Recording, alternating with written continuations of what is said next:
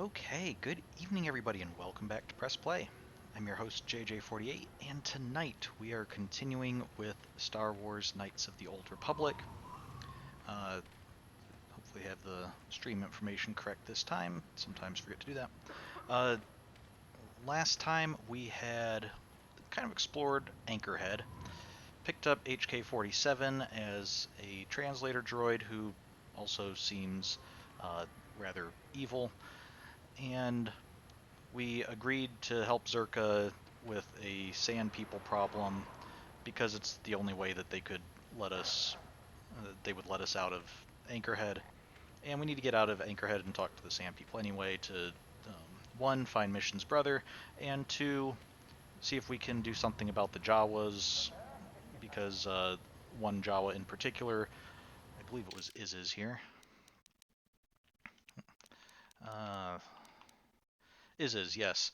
Um, Says he knows where the star map is and will trade you the information for help rescuing his tribe members from the Sand People Enclave.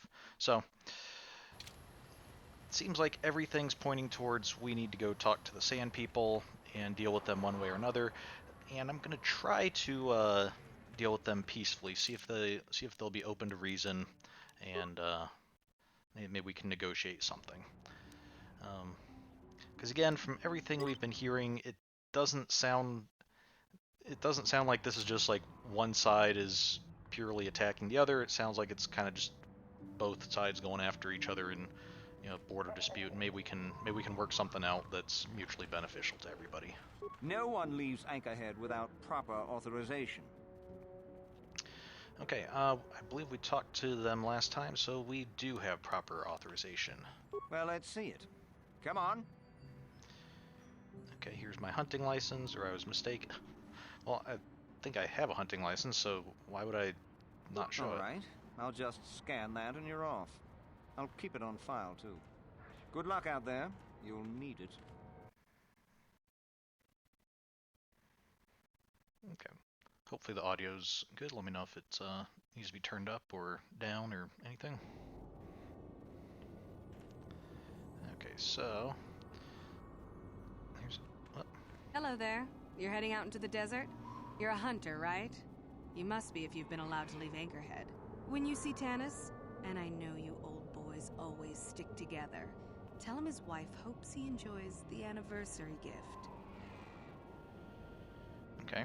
So what do you mean by you old boys? Or anniversary gift? What are you talking about? All right. What if he has a message for you? Yeah, something in the tone here is telling me that this isn't an anniversary gift that Tanis is probably going to enjoy too terribly much. But what do you mean by you old boys? You're just another of his buddies from that hunting club. I know your kind. You all cover for each other, I bet. Well, he can do what he wants. He'll get what he deserves. I bought my own license just so I could see that he did. Okay. Have to go. Or you sound like you're planning to kill him. Anniversary gift? What are you talking about? Yeah, I don't mean to sound too negative, but you do kind of sound like you're getting a little deadly here. Oh, I'm through planning. I just left him a little mess that he has to take care of. If he's smart, he'll be just fine. But he's not smart. Okay. Let's see. What is this about an anniversary gift? Just a little something to remember me by. Something that symbolizes our years together. Something that will blow up in his face. Of course, he'll never understand how appropriate it is. He can't talk his way out of this one. He's not smart enough. Okay, and what if he has a message for you? Oh, I'll be long gone soon enough. The next shuttle to anywhere, really. I've had it with cleaning up his messes, repairing his droids. If he lives, he can try and get by on his own. I doubt he'll last long with no one to listen to his lies. Okay, well, I have to go. I will give Tanis your message if I see him. I'm sure you do. Like I said, when you see him, tell him his wife Marlena says hello. Okay, his wife Marlena, so not to be confused with any of his other wives. So, okay, but before you interrupted me, I was taking a look at the landscape here. So we have back to Anchorhead, and then I'm actually kind of surprised that, you know, of course, Tatooine is a desert planet, and it's going to be mostly sand. But look at those mountains in the distance. I'm assuming those are mountains because those have to be way too tall to be like a city or something. Um, Not to mention, I can't imagine that Tatooine has enough wealth to justify people building a city that size. That maybe if this were Coruscant or someplace more prominent. Man, that was just not what I expected from Tatooine. Just, I mean, the deserts, the Dune Sea, that's expected, but those mountains in the distance are not what I think.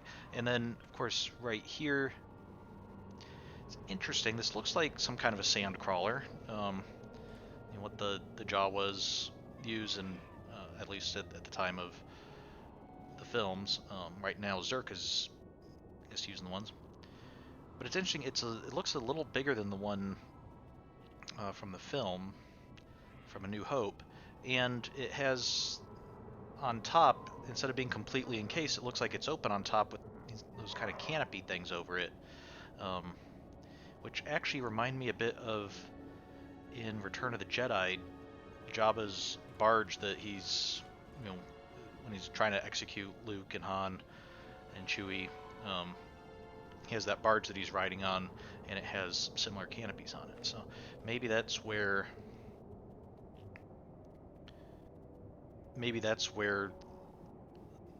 you know, obviously not those particular sails, but maybe that's where that style comes from. Is either um, at some point someone on Tatooine adopted that as being kind of like, you know, standard for open top vehicles, and then when the Hutts came, they took the same design.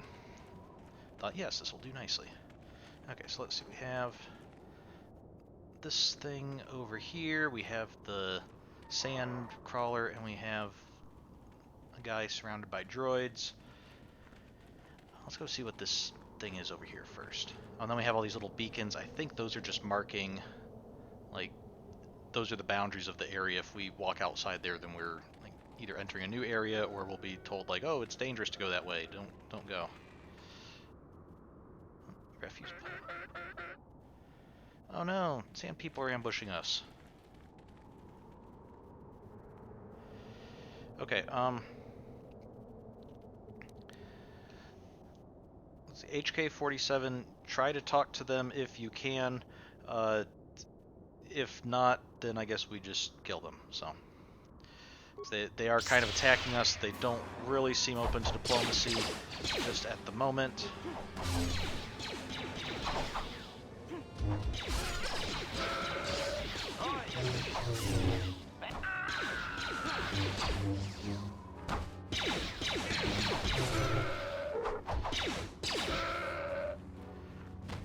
I guess I'm the melee guy. I probably should have been screening the ranged fighters a little bit. Oh well. Okay, med pack, bantha fodder, sand people clothing. Okay, now that might be useful, because I think we were told, you know, the sand people probably gonna shoot on sight, you know, unless we're dressed up like one of them. So that might give us a chance to dress up like one of them and get close. Can we interact with this thing? And then we just have to explain why we have, okay, yeah, danger, turn back. It's just telling us we can't go further that way. Trying to give us a reason that we have to stay in this area without putting up physical walls or something. Still letting us see the open expanse of Tatooine. Alright, let's go talk to this guy.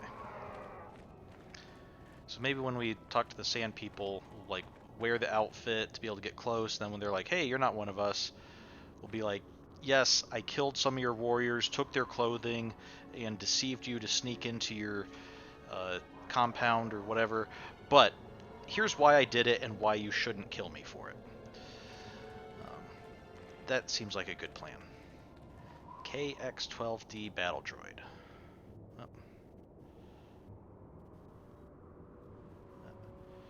Let's go back to the... Okay, A, C, B. Okay, so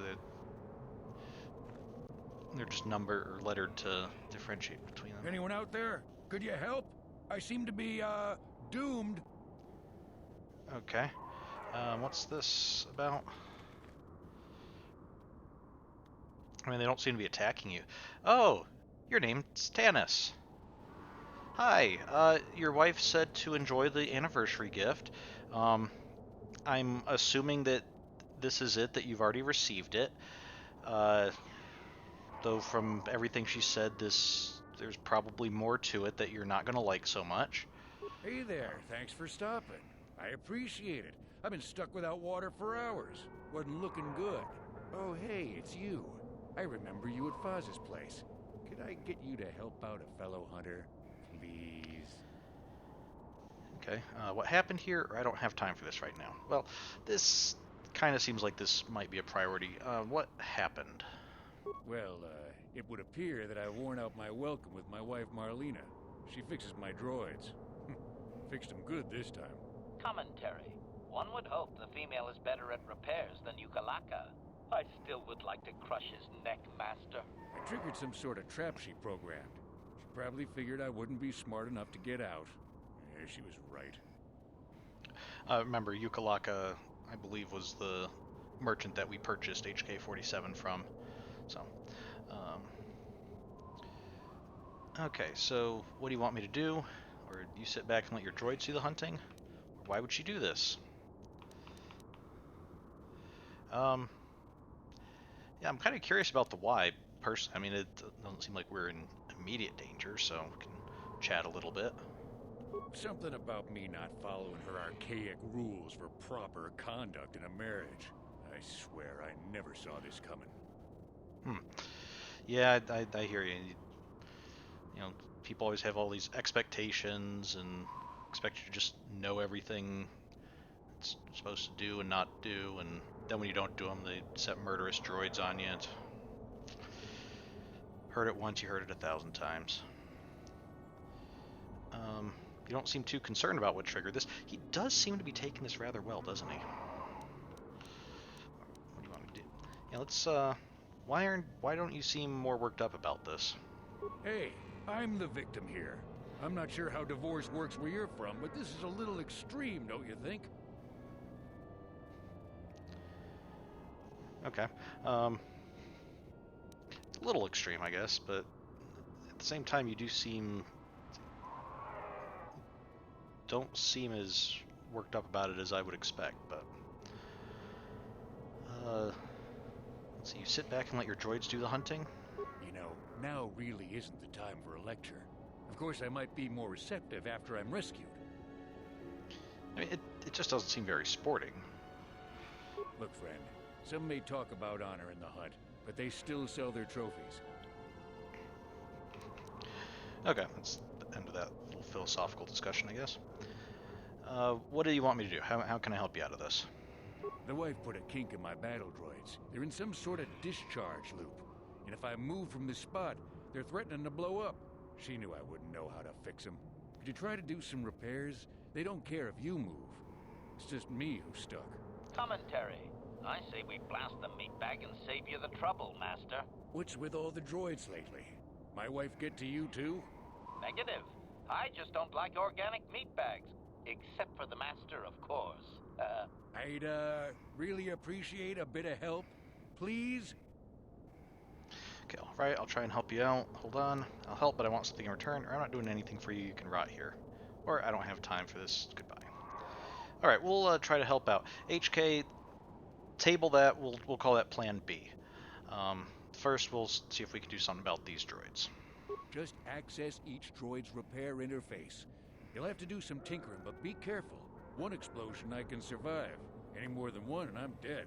Oh, and ignore the message Marlena left in there. No way do I deserve this, I swear. Okay. So let's see, do we have any information about this? Okay, Tanis trapped. Tanis, a raid hunter, is stuck in the desert, the victim of a trap laid by his estranged wife. His 4 droids have surrounded him, and unless someone repairs them, they will explode when he moves. Okay. Although, Now this is an interesting predicament. His wife set him up to, have these go off and basically kill him, when he wasn't expecting. She apparently came out to see him caught in this situation, but then left without actually watching to see how it ended. And doesn't seem to care whether somebody helps him or not. Like, she actually actively told us, "Oh yeah, hey, my husband's out there. I'm planning on killing him, and yeah, he's pretty much toast unless somebody does something." And so I don't know, man. It does seem a little bit harsh, but at the same time, maybe she was just trying to leave him and show she was serious. Doesn't really care if he actually dies or not. Okay, let's see if what we can do here. Okay, battle droid interface, systems failure, group integrity threatened, running Slimeball must die subscript, authorization Marlena 1. Okay, let's hear Marlena's message. Having fun on the dunes, Tanis? I made sure you would. Here's the deal. Your precious droids have trapped you. They'll hold you until you die of thirst. Make a mistake while repairing them, they explode. Have a good death. My mother was right about you. Okay. So we can access system status and repair functions. See the status of total battle droid group, and we can get the system specifications. Okay, let's. I guess we'll start at the top.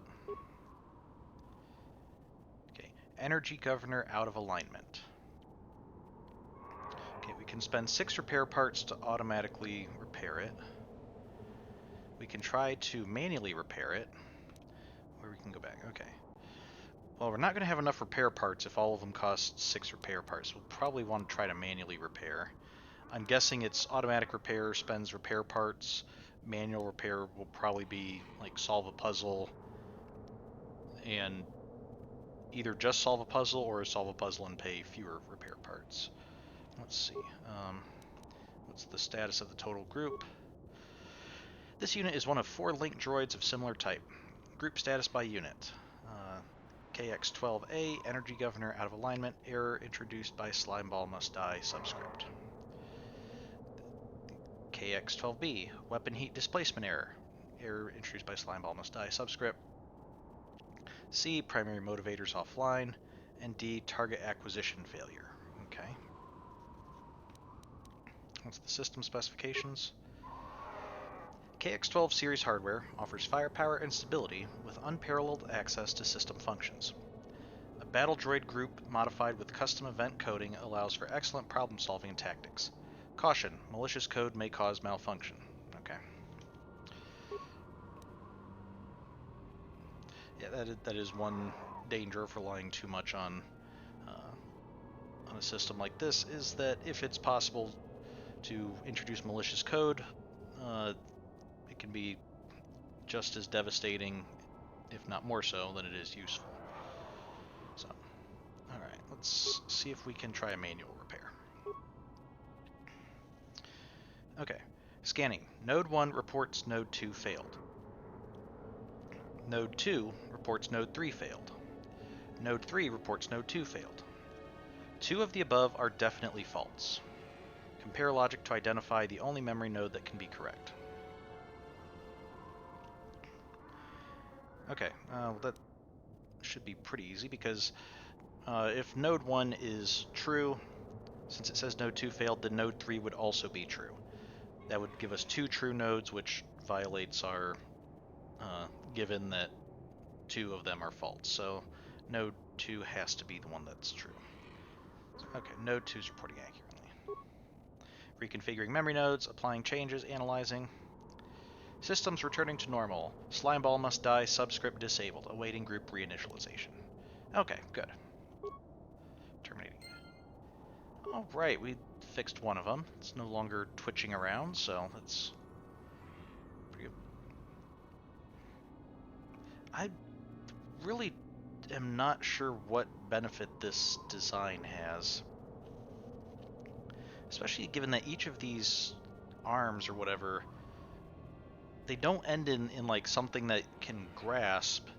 Like, you would need multiples of them working together to actually, grab anything. And yet, with the body in the middle there, it don't really seem like they can grab much. Unless it extended below the droid and picked up something directly beneath it. But that still seems a very odd design for something like this. Okay, let's see what's up with this one. Is it the same special message? Having fun on the dunes, Tanis? Okay, it is. I made you having fun on the dunes, Tanis. Sorry. Okay, so this one is weapon heat displacement error. Let's see what we need to do to repair this one. Scanning heat dissipation system. Error, data missing from prime values. Listing data 2, 3, 5, 11, 13, 17, 19.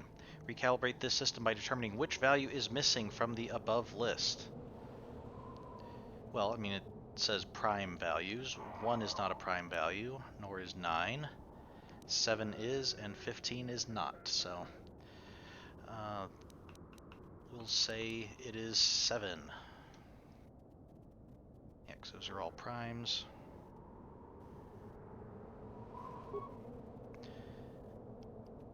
Okay. Interesting that it's able to know that it has some data missing, but not know what data that is. Which, on the one hand, it's kind of funny to think about.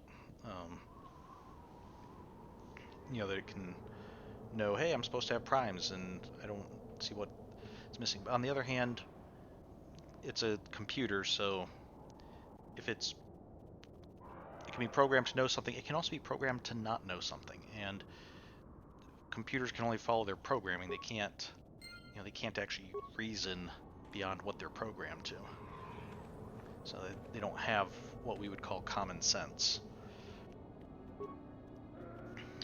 What's wrong with this one?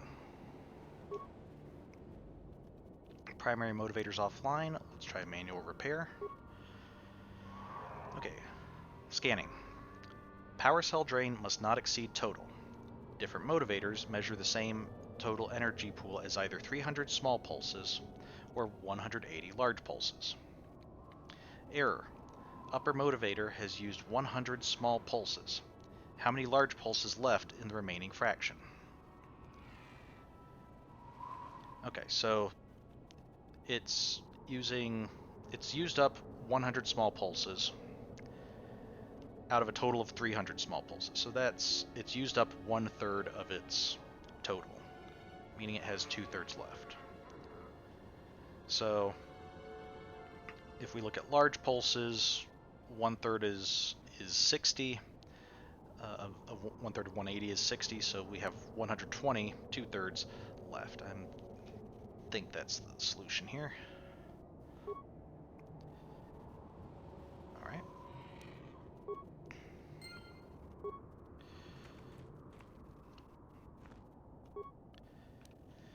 Alright, and finally this one. Target acquisition failure. And this one honestly doesn't really matter because, as he said, he can survive one explosion, so if we did fail on this, he'd still succeed overall, but we're going to try to solve it. Scanning memory nodes. 4 times 14, or 4, 14, 11-14, 31-14, 13-21-14, question mark. Descriptive number progression corrupted. To recalibrate, determine the correct progression by describing the previous entry.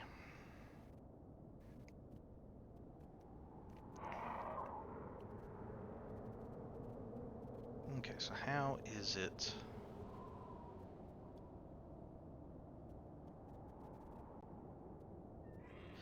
Okay. So our first number is 4, and we're describing the previous entry. So the second number, we look at how many 4s there were, and there was 1 4.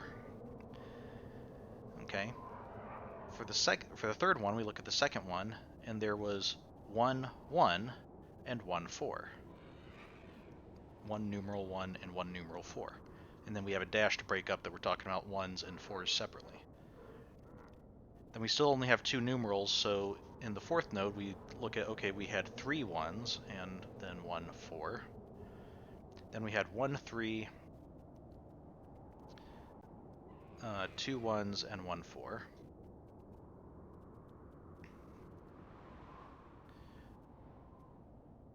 Now the question is,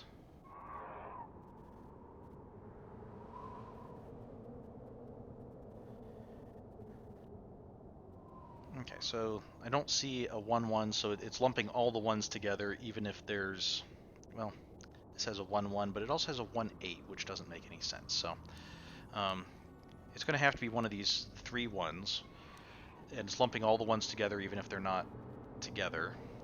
So we have 3 1s, 1 3, 1 2, 1 4. Okay, that seems to make sense. Not 1 4, 1 2, 1 4. That wouldn't make sense. And then just to check that the final one does correspond, we see 2 3s. We see 4 1s. We see 1 2, and we see 1 4. Okay, I think it's this one.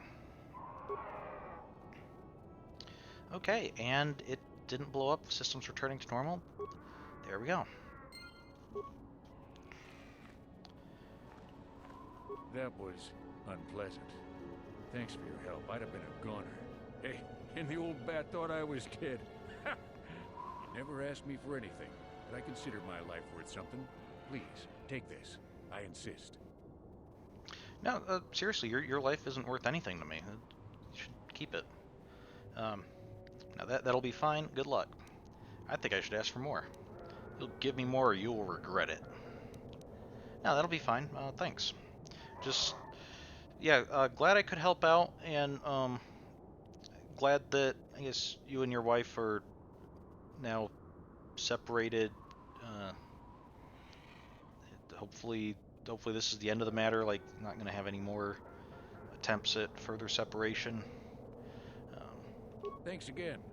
I doubt any of those uptight hunters would have helped, and I doubt the wife is coming back. I'm heading Yeah, it back to didn't the seem shop. like it. I hope she left the manuals for these things behind. Ungrateful little...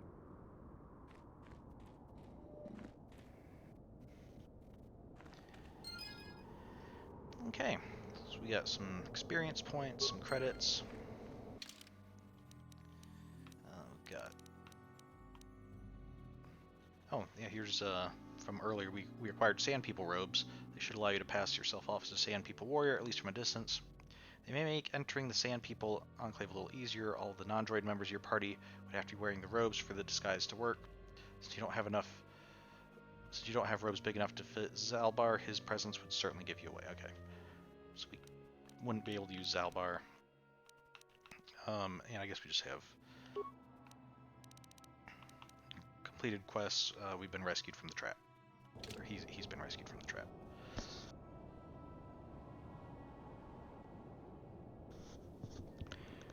Okay. So one thing that's in RPGs like this, it's sometimes common to do puzzles like that. That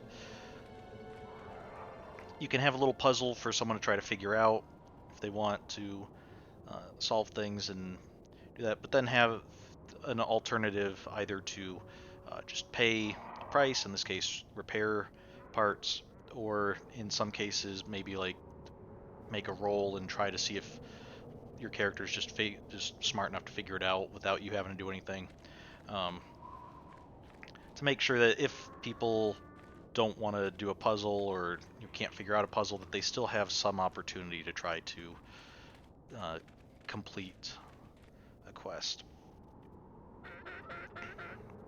Oh, hey, more sand people. Maybe we'll find some robes for mission as well. Because as we just read, we are going to need robes for everybody who's not a droid. Okay, this... Try to actually protect my gunners this time.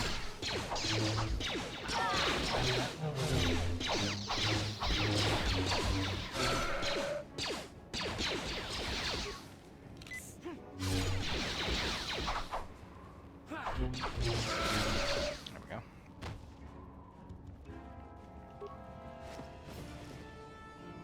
Okay, yes, more clothing, more bantha fodder.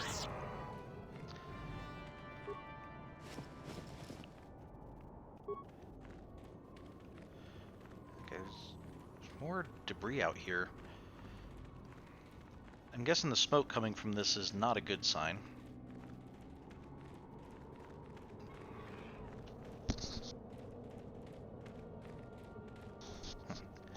Sorry, I seem to have something kind of caught in my throat today. Okay, so these are miners. Even though we had been told that, you know, Zerka's using these things for mining, I still kind of expected to see Jawas around them. But okay, Barely got a shot off. The captain will tell you all about it. that captain, not the captain. Interesting. Maybe maybe meaning that this is not. Hey there. What can I do? Sorry, mission. I did not mean to. Okay. I'm trying to speak to the refuse pile, or open the refuse pile. Oh, no. There we go. Okay, for some reason I thought I had hit the wrong button and I didn't actually collect the stuff before. Never mind. You should speak with the captain. He's the only officer we've got left. Okay, so you call him the captain. He says that captain. Maybe he's new to the crew and like doesn't really have a personal relationship with the captain or anything. Yeah, he's just, oh yeah, whichever captain's in charge of me today. Who are you? It doesn't matter. Can you handle a blaster? It may attack again at any second. I doubt we could hold out on our own against another wave of them. I would assume this was done by the Sand People. Your miners are cowards. A single attack wiped you out? I assume this was done by the Sand People. You would be right. Came out of nowhere. Wait, damn it. Here they come again. How did it do that? I mean, they're just running up. It's not some magic skill. It's just running.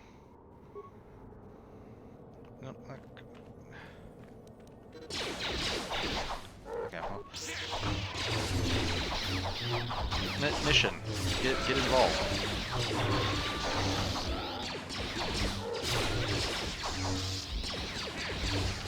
What mission's about that? Never mind. Okay, more of them. Yeah, let me heal up.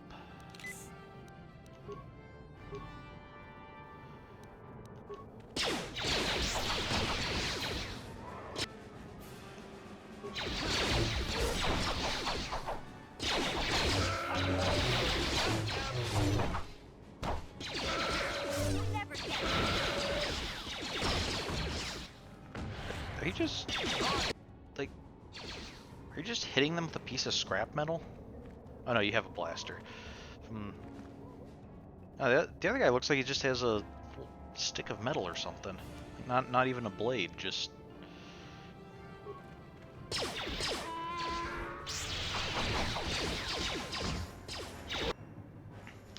Well, considering the way he's just charging at them, I definitely would have been wrong if I had called him a coward earlier.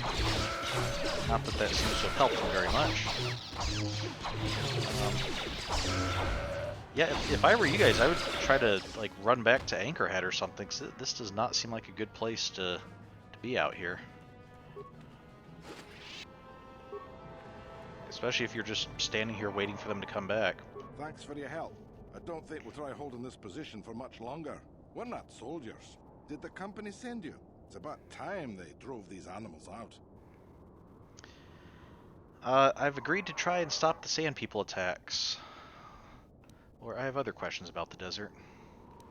Well, let's answer your question first. I have agreed to try and stop the Sand People attacks, so I don't know about drive them out, but maybe come to an arrangement with them. Well, you've got a lot of work ahead of you. Do you know about their enclave in the south? Don't even try to go near it. They've taken all the Zerka weapons that were supposed to protect our sandcrawlers. That place is a fortress, a death trap. You'll have to find some way to sneak into the place. That is not my job. I thought you just told me to avoid it. Okay, do you know anything about the Sand People? Or other questions? Yeah, tell me more about the Sand People. Just that they attack everything on sight. Well, I suppose they don't attack each other, but any outsider's as good as dead. The company tried to arm us and even set up remote self-powered turrets on the mining road, but that just made things worse. We're not soldiers. They still kill us and then take our weapons off our corpses. They even had the Jawas disable the turrets and set them around their enclave. It's like a fortress now. I don't know how you're going to break through all of that. Me, I'd sneak in. Well, actually, I'd just get back to Anchorhead. They're using turrets? They use whatever they scavenge. They seem to hate our technology, but they love to turn it against us. That goes for blasters and turrets too, I guess. It's not like you need to be a genius to operate them. They probably don't even bother with special settings. They just watch for people approaching and switch them on. Okay. Let me ask you some other stuff about the desert. I don't have time for this sort of thing. I'm through with the desert. You can take your sand people, crate dragons, and crazy hunters. Okay. Well, I have to go. You guys can try to get back to Anchorhead, I guess. Yeah, so do we. There's no way we're repairing this thing while getting attacked over and over. The desert can have it. The Jawas will salvage it eventually anyway. Then we can buy it back and start over. Makes sense to me. Okay, so that does confirm something we were speculating before, that the sand crawlers that the Jawas have probably originally brought here by Zerka or other companies trying to do similar things, and then the Jawas ended up taking them when Zerka left, or I guess will leave. Okay, they really like guarding these random scrap piles, don't they?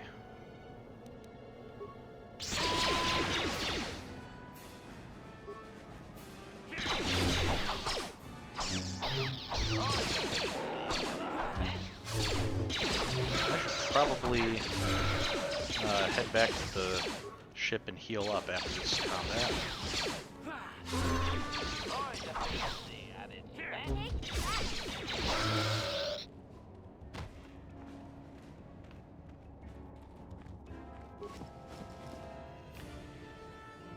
Okay, another advanced med pack, and then standard sand people stuff. Did I already? I don't think I already got this one, it's just there's nothing here to get.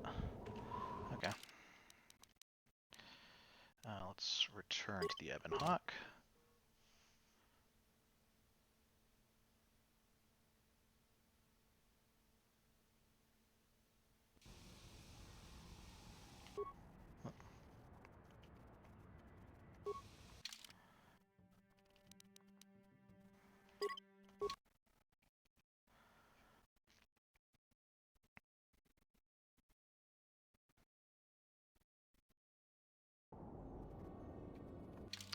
And we'll also go ahead and save.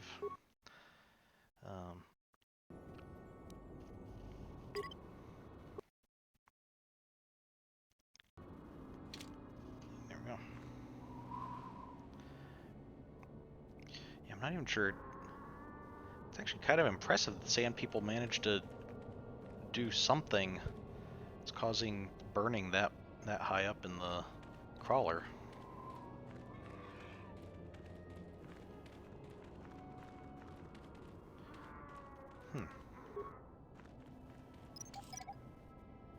Why is there a mine out here?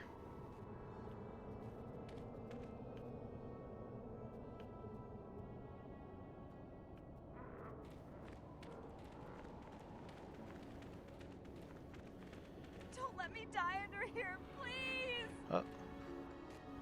Hey, who said that? Where are you?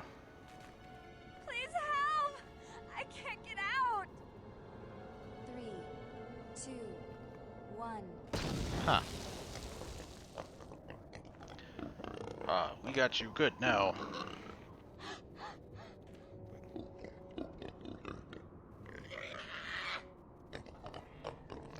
We did a good ambush, and you better pay maybe 500 credits now. You die otherwise. Okay. And if I refuse to pay anything, or perhaps I could persuade you not to do this. Or I don't have 500 credits. Or who are you to threaten me? I could be dangerous. I mean, I could be. I'm not sure that I am, but let's see if we can persuade them not to do this. What? Why would we stop? You look pretty weak right now. We got you good. Yeah, one med pack and I'm back up to looking slightly less weak. If you let me go, I'll tell others how smart you are. Or I can force persuade. You want to let me go. You got what you came for. I don't have 500 credits. I guess we must not have 500 credits if it's not giving us the option to pay. I think we used all of our credits earlier, and so we only really have the credits that Tanis gave us, which isn't quite 500. Yeah, I mean, let's force persuade them. Nobody has to die. You want to let me go. You got what you came for. We let you go now. We got what we wanted. Yeah, we sure did.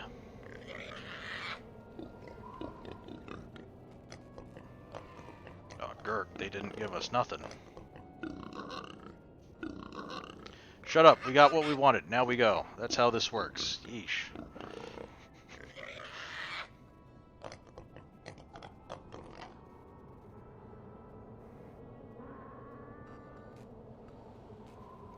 Okay, so the Gamorreans are so simple-minded that we don't even have to force persuade all of them. We can just force persuade one of them and just have him kind of bully the other ones.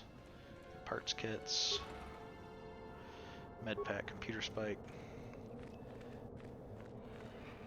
Okay, so I see that. So the speeders here are made it, and the wreckage is made it to look like it's there's like an accident or something, so that then you'd have a reason that someone might be trapped under some wreckage.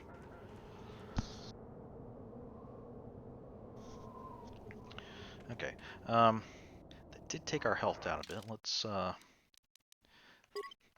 go back again.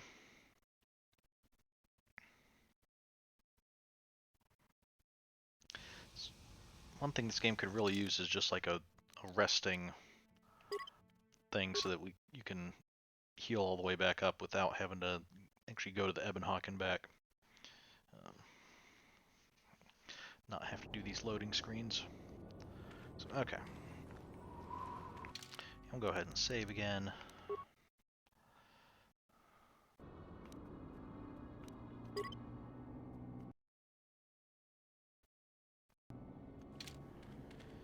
And so it looks like we have sand people down there. And we have some kind of beasts over there. Are those raids that we've heard about? I wonder if the sand people will let us buy if we're wearing their clothing. I mean, they have enough. They've set enough like parties out here that they could probably, you know, might confuse us for one of them, although they might question the droid. So these are the intricate robes of a sand people warrior. They seem to be in good condition and might allow a wearer to be superficially appear to be a member of the sand people species. Okay.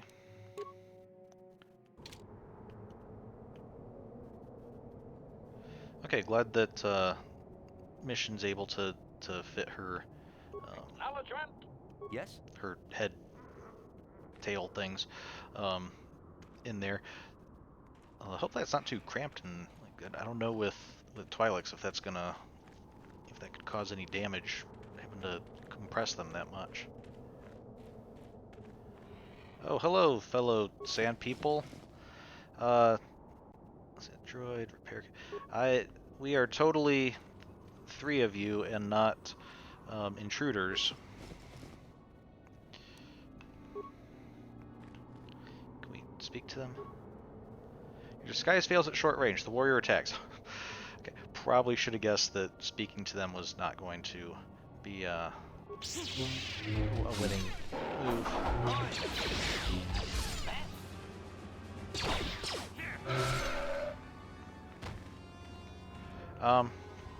Only the one attacked us though. And now he's getting replaced by someone else. So I guess the others don't really mind if we... Not only do they still seem to think that our disguises hold, but they apparently don't mind one sand person attacking another. Nor do they have a problem with sand people being equipped with lightsabers.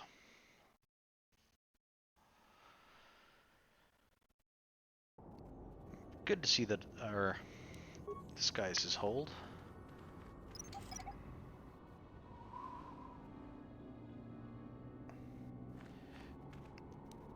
Looking at the mines when they pop up a little bit,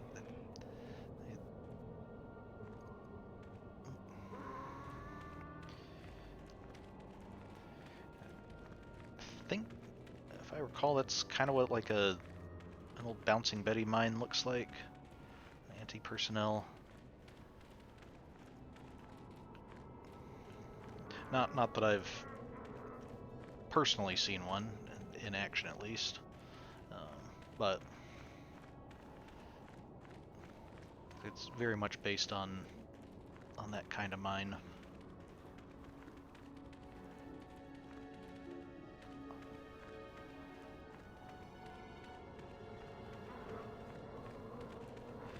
We got banthas.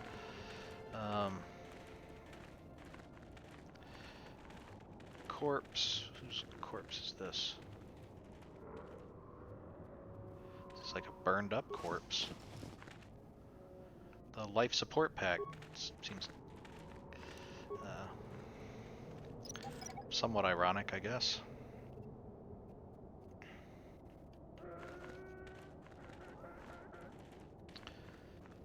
Do anything with this over here? Nope, doesn't look like it. Okay, let's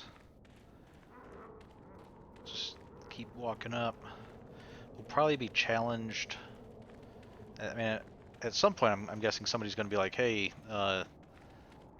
we kind of need to see some indication of something."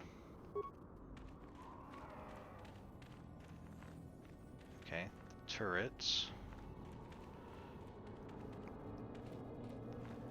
Yeah, that is pretty well fortified. Look at that. It's like one of these big ones on either side, and then 3 little ones.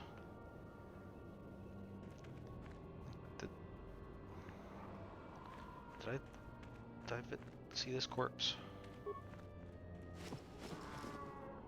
Okay, yeah. That's right. I just had like some credits or something in it.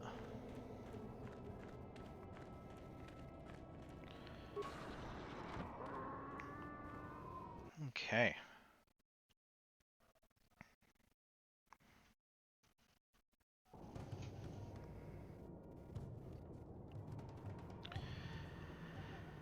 Made it inside. Let's go ahead and save again.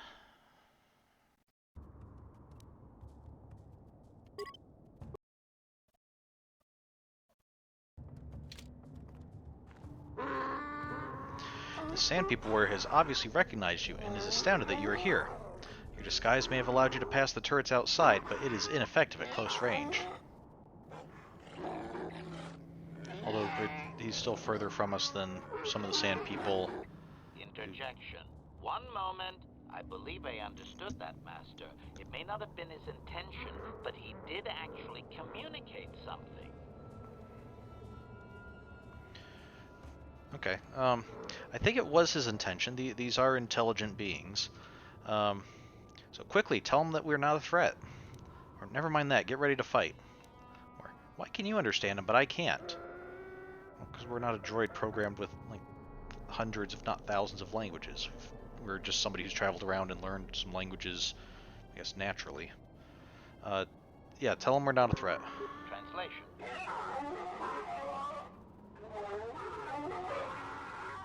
Result. I believe I have succeeded in confusing him, Master.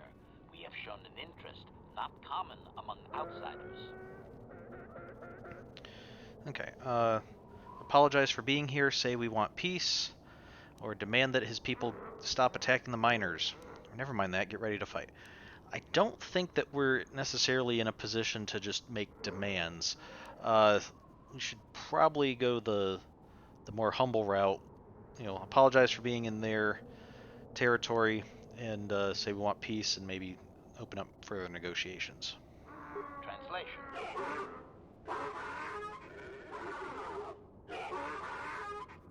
Translation.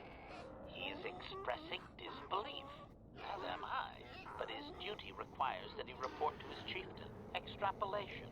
It would seem that we are at least worthy of curiosity for the moment. I would much rather this get bloody, Master, but it is your call. Well, thank you for respecting my wishes, HK. Though you can't seem to understand him, the Sand People Chieftain's tone is obvious. He clearly despises all outsiders. And I guess we've had to give our outfits back. Translation. I can translate with some guarantee of accuracy that he is demanding to know why he should let us survive this encounter, Master. Tell him we want a peaceful solution.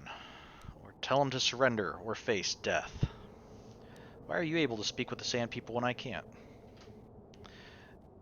Well, since it keeps giving us this option, I am kind of curious what HK's response will be. Extrapolation. I understand that you are force-sensitive, Master, but I lack sufficient knowledge to make an accurate assumption. Hypothesis. Perhaps your ability does not take the place of actual language study when the subject is out of the ordinary. Or perhaps the Sand People confuse your ability because they actively refuse to communicate with most outsiders. I have no data on this, sadly. Okay, interesting. So, one theory is that apparently I have a force ability to help me understand languages. And one theory is that because the Sand People are not trying to communicate with outsiders, the force ability isn't picking up on it. I guess because it's not actually like translating words, but understanding meaning, and their meaning is to not be understood by outsiders. I guess. Okay. Now, I think we can either say we want a peaceful solution or tell them to surrender or face death. And, I'm trying to decide because, on the one hand, on the surface level, it seems like this is, kind of a light side option or a dark side, just power posturing option. On the other hand, it could be something like with these guys facing outsiders that, we want a peaceful solution. Could be something like they're like, oh, you guys are weak, you're not worth our time. We're going to just kill you all or fight you. Whereas if we make a show of strength, he'd be like, oh, yeah, you've earned our respect. But I don't know, that might be overthinking it, and still, I think we'll say we want a peaceful solution. If they choose to fight, so be it. Translation.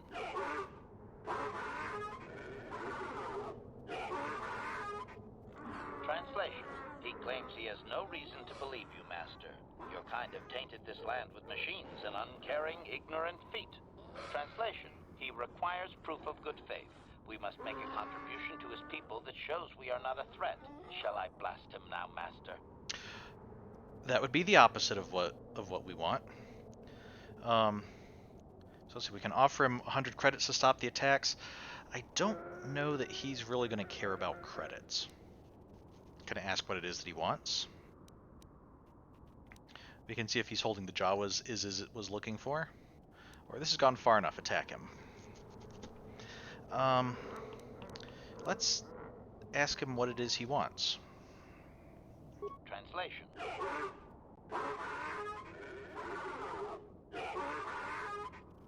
Translation. He plans to move his people farther from Anchorhead, but they need to build up stores of water first. He says you must aid him. Translation. He wants moisture evaporators from the Zerka.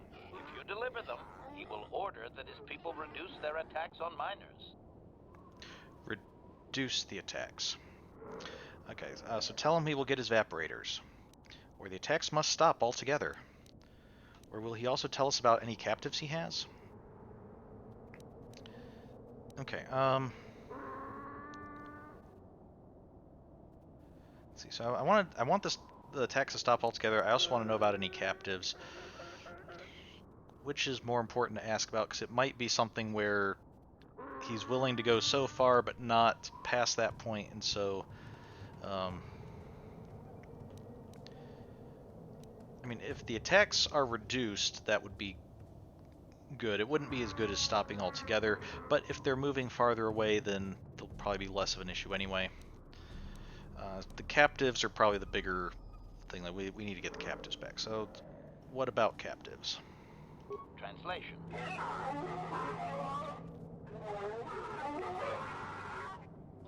Translation. He says you will get no more answers until you have proven you are an ally of the Sand People. Okay. Okay, so this is just to prove that we're friendly to them. It's not necessarily that this is the entirety of the deal. They might ask us to do other things to free the captives or something, but we just have to do this to kind of get our foot in the door. Okay, so yeah, the attacks must stop altogether. Let's see what his answer is to that. Translation. Translation. He says that will never happen, Master. Ignorant outsiders continually desecrate their most reverential customs. This will always demand a response, an attitude I can respect. Protocol. From his perspective, a reduction is already a large step. It is doubtful you will get agreement on much more than that. Okay. So, I mean, he's saying that, you know, they'll reduce the attacks, but if the people are desecrating their stuff, then they need to be attacked. That's somewhat understandable. Maybe we can... Maybe there's some way, like, you know, the Sand People and Zerka can work out, like, hey, how can we not be desecrating your stuff so that way, you know, we can not get attacked more. Okay, that does seem pretty reasonable. Yeah, we'll see if we can go get the evaporators. Translation.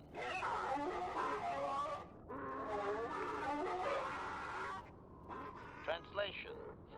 He does not believe you, Master. We will only be allowed to re-enter the Enclave when we have the evaporators with us. Translation. We are to be escorted outside. He will wait, but he doesn't believe we are coming back. Probably understandable. If, given the relations here, if people have tried contacting them at all in the past, it's possible that, you know, a good number of them were duplicitous, and yeah, okay, that was missions, that's ours. Master? Yes? Okay. So on this screen, at least, I think they won't attack us anymore unless we try to, like, get in the Enclave without without permission. So we need to go back to Zerka, see if Zerka is willing to give us some evaporators in order to, you know, patch things up.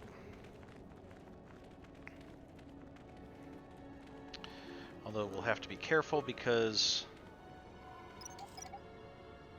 I don't know, with Zerka seeming to just want to exterminate them, we'll need to make sure that whatever evaporators they give don't have, like, some nasty trick or something to them. Is this the right way? Yeah, this little winding path here. We can't go around the outside, like, right next to the winding path. Vast expanse of desert stretches before you with no markers or any indicators of life. It would be a death trap to try to cross it unnecessarily. Like, we can't just walk on the outside of this stone structure, even though that would take us to exactly the same place. We have to walk through the middle of it.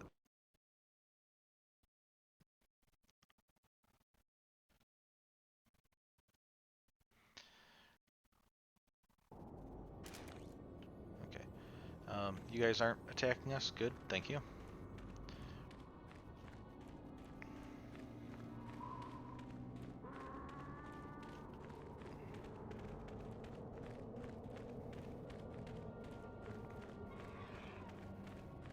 I guess this doesn't seem like it's maybe not as tall as the ones in A New Hope, but it's certainly longer. I thought you guys were headed back to Anchorhead. What are you still doing sticking around with this thing? I mean, yes, we're trying to negotiate a better peace with the Sand People, that you guys should still get into safety.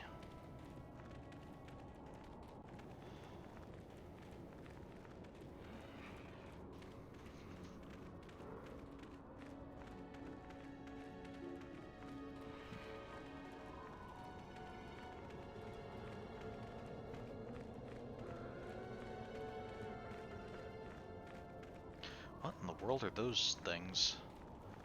The things sticking up there. They seem like a cross between an antenna array and just like flags or banners or something.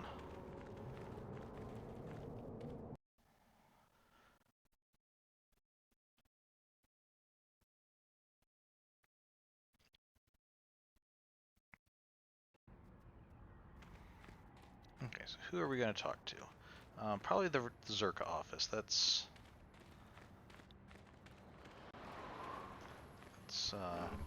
be who's in charge. They're probably not going to be too happy to see us when we, without a bunch of dead sand people. Also, interestingly, as I recall, we were told to bring back the gaffy sticks of the sand people as proof that we killed them. And none of the sand people we captured or that we killed during like the ambushes they attempted against us, I guess some of them did have gaffy sticks, but those were the ones that we couldn't loot. We could only loot the ones that were using blaster rifles.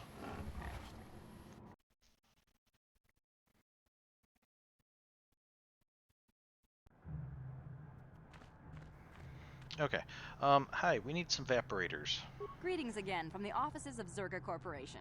Is this about bounties or something else? Okay. Anything out of the ordinary happening? I want to ask about Zerka Corporation. I want to ask about our agreement. Yes, we're still waiting for you to return with the Sand People Chieftain's gaffy I guess stick. it's just the Chieftain's I'll gaffy reward stick. you well when you do.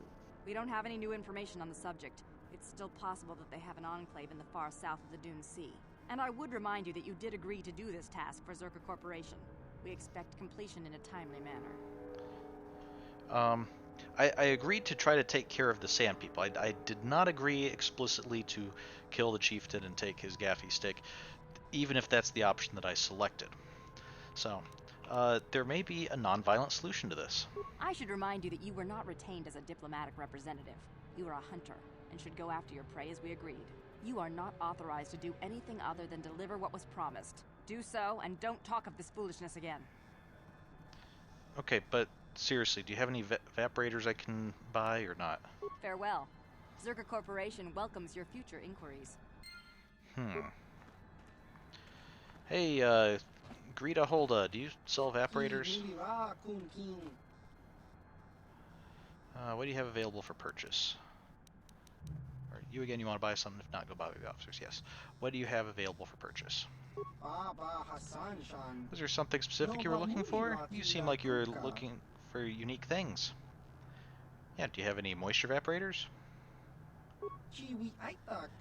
I may, but that is not something I usually sell to spacers. You don't look like a moisture farmer. What do you want them for? Do we let them in on the secret? So we can to exchange with sand people to stop their attacks. Or that's not really your concern, is it? You just show me what you have. Don't risk angering me.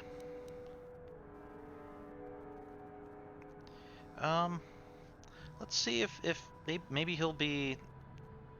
Maybe he'd be willing to help us if he knows that, like, this is hopefully going to stop Sand People attacks. Ah, exactly the kind of appeasement that Zerka Corporation doesn't like to support in their policies. I like it. Alright, called it. Well, I have two of the finest evaporators that Zerka Corporation produces. Of course, they only produce one model right now. The price is 400 credits for the pair. I won't break them up.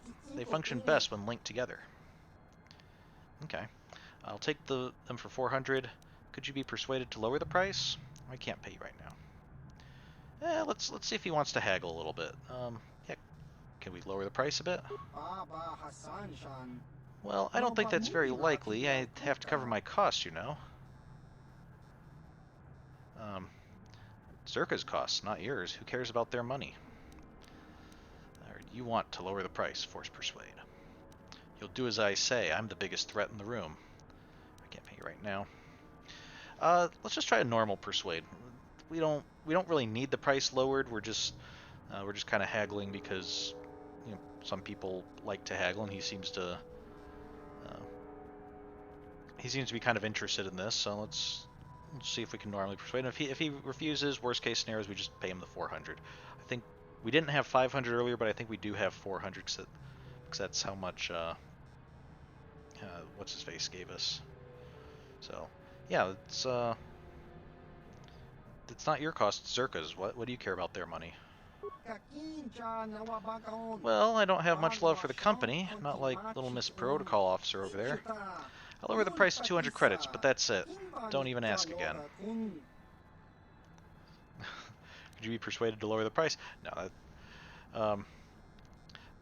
Half off seems perfectly good. I don't want to risk upsetting him and being like, well, fine, just for that it's back up to 400 or something.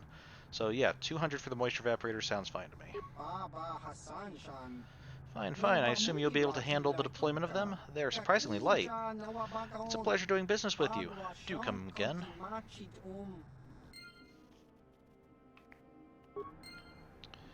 Okay. So do I have them in my inventory then? Moisture evaporators, okay. These devices use a pair of evaporators to condense moisture from the air, albeit in small amounts over a long period of time. Droughts can last for centuries on some desert worlds, so this may be the only means to obtain water. So basically, I guess the idea is that even though the world's pretty dry, there is a small amount of moisture in the air. And so you deploy these things, and it takes a while, but over time, you eventually get you can get water from them, and empty it out and start it over again. And as they've heard both in the movies, and I think they reference it here as well, do have moisture farmers, which would be people. I think Luke's uncle and aunt in the first movie were moisture farmers, and I guess they have a lot of these units set up that so that you can collect more moisture and then get enough for yourself and enough to probably sell in town or something. Oh, it's you again. I'll just let you pass. The boys in the office may need authorization in triplicate, but not me. Good hunting out there. Yep, thanks. Of the two traitors strife, Revan was the stronger. Malik grudgingly assumed the role of apprentice. Okay, that's right, because I think as Jedi, Malik and Revan were like friends or something. So I guess when they decided to do the Sith thing, they needed one to be an apprentice and one to be a master.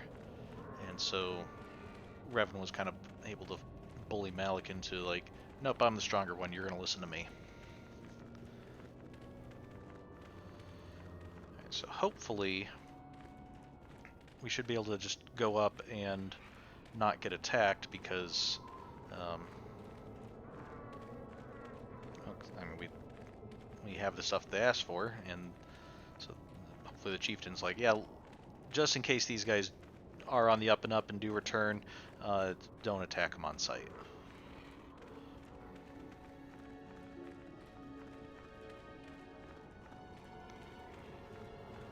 And of course you can see the one sun there. You can kind of see the glow around the second sun, even though you can't actually see it, the second sun itself, from that view.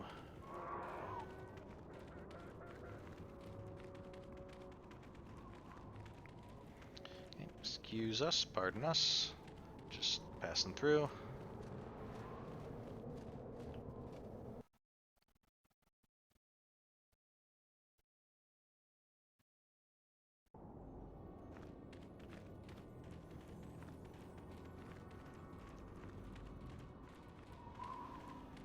Okay, I guess I should probably save just in case.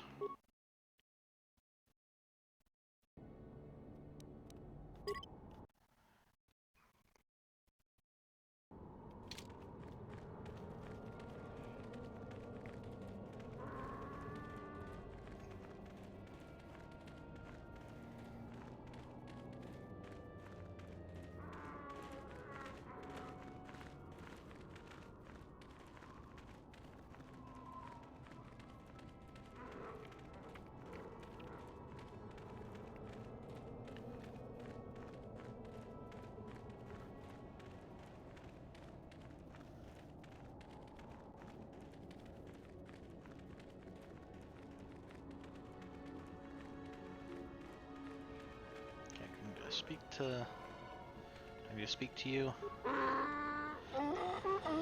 Even through the layers of wrappings, you can tell this Sand People warrior is disgusted by your presence among his people. Extrapolation. This guard doesn't appear honored to have the job of greeting us. Yeah, I had gathered as much. Tell him we have the moisture converters. Or ask him if we can enter. Tell him to move aside or we'll make him. Leave quietly. Yeah, we have the moisture evaporators we were asked to bring. Translation.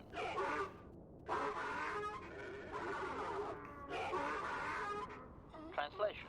He will take us before the chieftain, as he was instructed to do. Okay.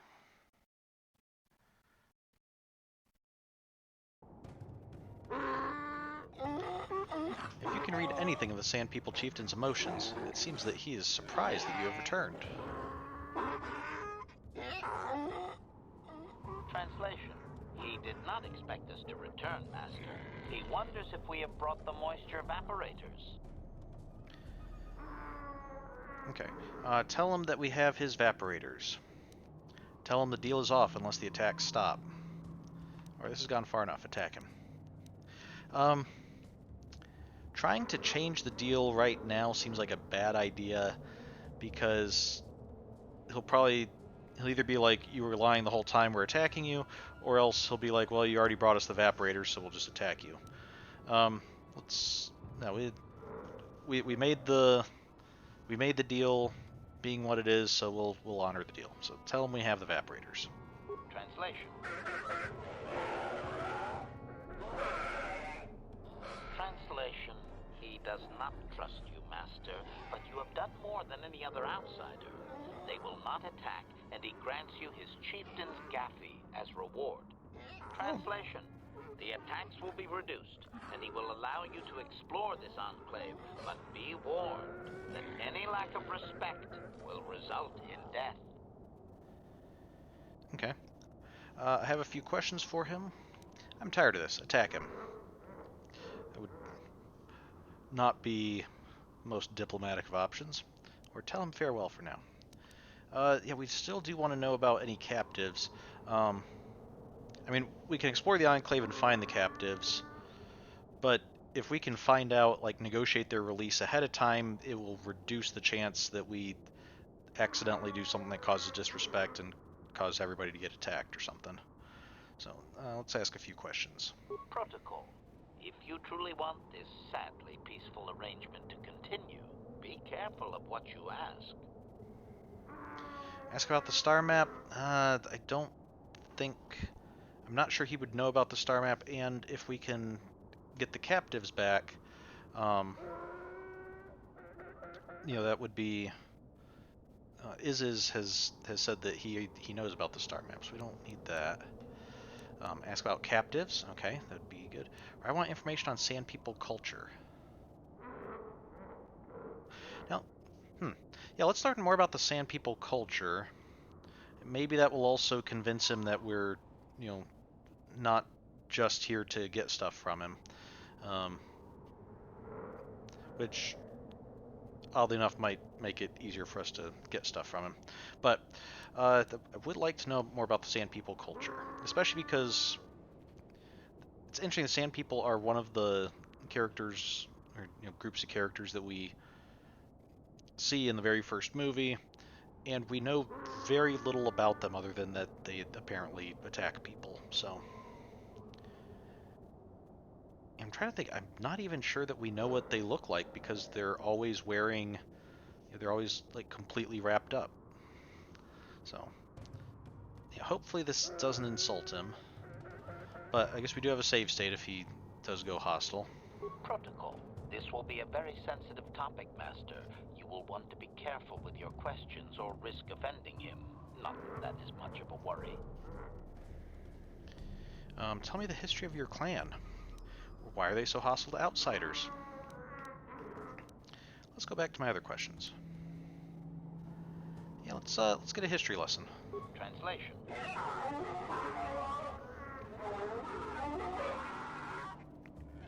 Translation. He says that he will not, Master. There is one storyteller in each clan, and only he may recite the histories. Oh, okay. Well, let's ask if we could meet this storyteller. Would that be disrespectful? Translation.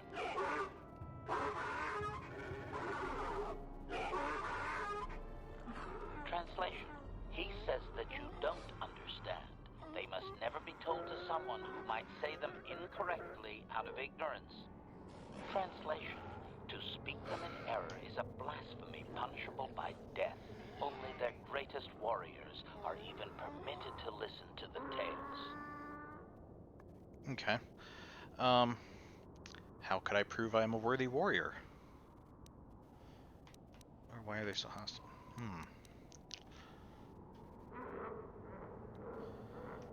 On the one hand, I don't want to upset the chieftain. On the other hand, I really do want to hear this history if we can.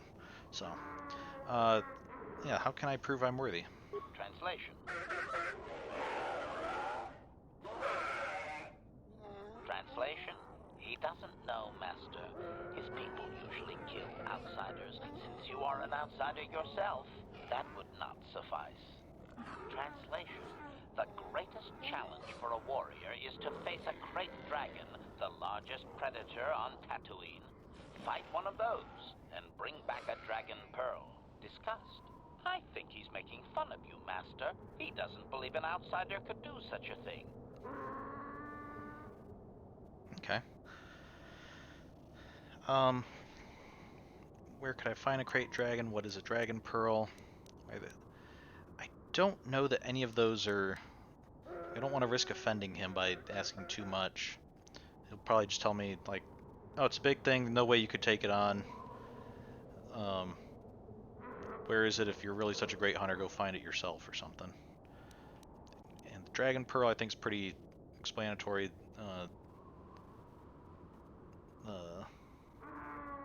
Well, let's hear what their explanation is on the dragon pearl. I think it's supposed to be like, the lizards have something that they like sometimes eat rocks or something to help them digest things, and probably like great dragons do that, and it ends up becoming a pearl or something. I don't know. Let's see what their explanation is. Translation.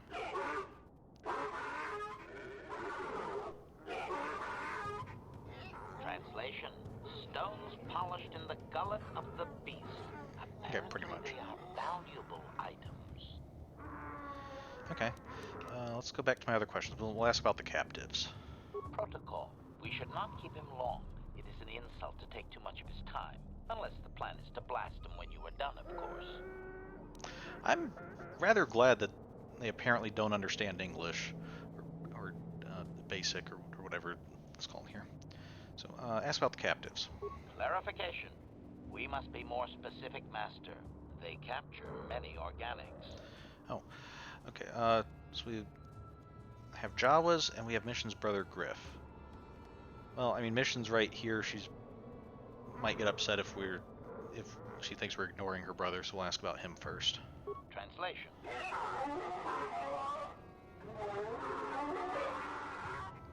Translation. He says that by his very presence, this Griff defiles their home and land. He is without any semblance of usefulness to them. Yep, that would be Griff. Extrapolation. Okay, good. I would assume we are free to take him. It is doubtful they will even waste the effort to kill him. Perhaps we could do it, Master. Okay. So they normally kill outsiders, but Mission's brother is so useless and so I think offensive, but that might be giving him too much credit. They're not even going to bother killing him, and if we want to take him out of here, we're just free to take him. So, okay. What about the Jawas? 'Cause I know you guys. We've been told they like use Jawas to do their work, so this might be a little tougher if they view them as slaves or something of value. But let's ask. Translation.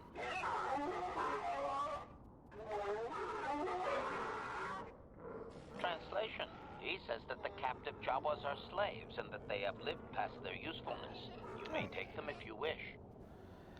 Okay. Well, thank you. We will take our leave then, and if I happen to find a crate dragon and get a pearl from it, we will be back to hear some history. So farewell. Translation. I don't know, is this a bowing situation Translation. or? We are free to leave. Okay. Cool. I was gonna see if I could check like these boxes, but that might be considered disrespectful. So we need to be a little bit more careful when we're a diplomat than when we're just a hero. So, interesting. Sand People Warrior. So, Sand People Female. They have like a different headgear and different mask.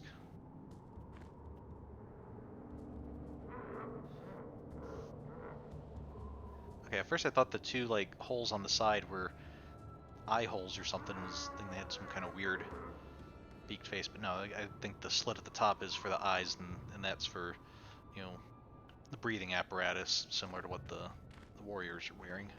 So, okay.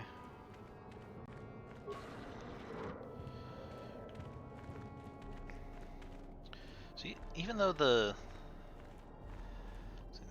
compound here is enclave or whatever we're calling it, it's these kind of tent-like structures, but instead of them being like tents, they're using them as walls. We have these shady things on top, provide some protection from the sun. Okay, we have, it's all like broken up and partitioned. So I'm guessing that's provides different areas that would also be very useful if attacked, that you know, make it more confusing, harder to get around. So let's see. Warrior, female, warrior. Okay.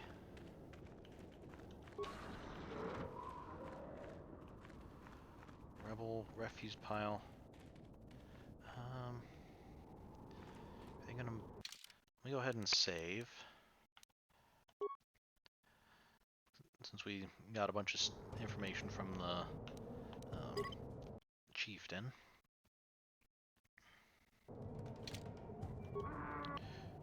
We'll go ahead and scavenge this. This seems like refuse. I don't think that they'll care if we go through it unless they are like, oh, you claim to be a warrior, but you're debasing yourself going through garbage or something. Parts and some droid armor. Droid heavy armor and an advanced stun ray. Okay. Advanced targeting computer and advanced computer tool. Hyper adrenal stamina and credit. Actually, there's so many droid parts here. Especially because they don't seem to use droids. When we're done with this, we'll see if any of these are upgrades for HK. Okay,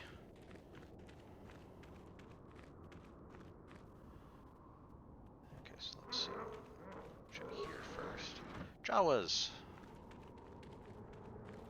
Okay, none of them are named, so we'll just talk to the one that was staring at the door. Nope. Sand People Warrior ignores you, it seems. Your presence here is a barely tolerated event. Yeah, let's not push our luck too much. You are not the ghostly giants that held us trapped, the people of sand. You are from the old city new. Isis must have sent you your coming. Are you a rescuer? You must be. Let's see, the Sand People said you can go. Run to Anchorhead. Or I need to ask you some questions. I'm not here to rescue. Goodbye. I'll release you later. I have to make sure it's safe first. Well, we know it's safe, or at least as safe as it can be. The Sand People said... The Sand People Chieftain gave them permission to leave, so it's not like, as long as his people follow his orders, we should be fine.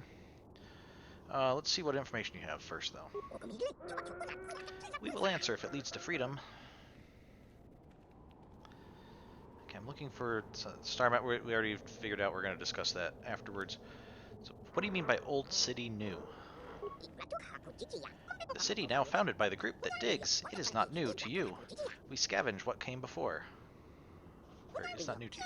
It will fall again, some days from now, or many days. That is what happens. I'm pleased you of your kind help us get away from the Gaffy and the whip.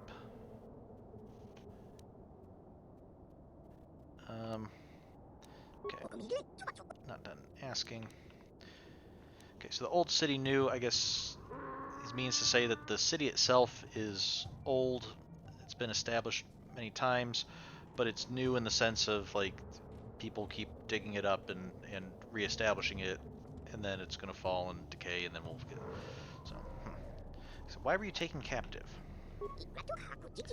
Slaves to the people of sand. We work before the whip. We scavenge, and they pay with the hidden Gaffy. We trade with your kind, so we are our weapons. They take what we find, so you have less. Okay. Yes, you can go. Run to Anchorhead. There are thanks you must have. The Jawas under Isis will reward in trade. Find him and you will see. Isis will wait by the walls of your city that open to the sand. He'll trade fair. Thank you.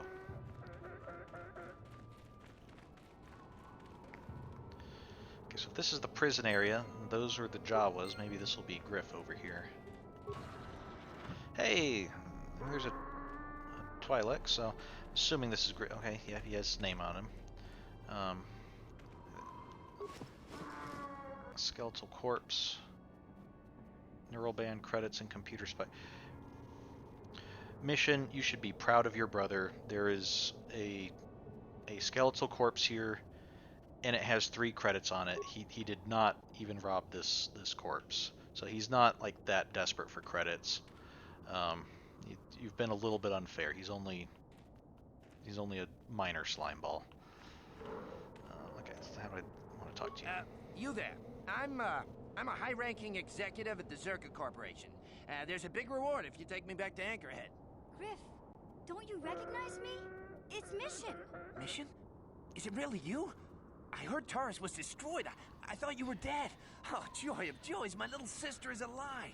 I have to ask you something, Griff. It's important. I ran into Lena. She said it was your idea to leave me on Terrace. It isn't true, is it? Well, there's the truth, and then there's the truth, you know? I always meant to go back to Taurus just as soon as I had the credits to pay off my debts. But credits have been hard to come by. You mean it's true? It was your idea to leave me there?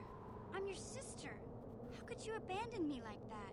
Come on, sis. You didn't need me to look after you anymore. You may have been young, but you knew how to take care of yourself. Besides, you're here now. I mean, everything worked out fine. That's it?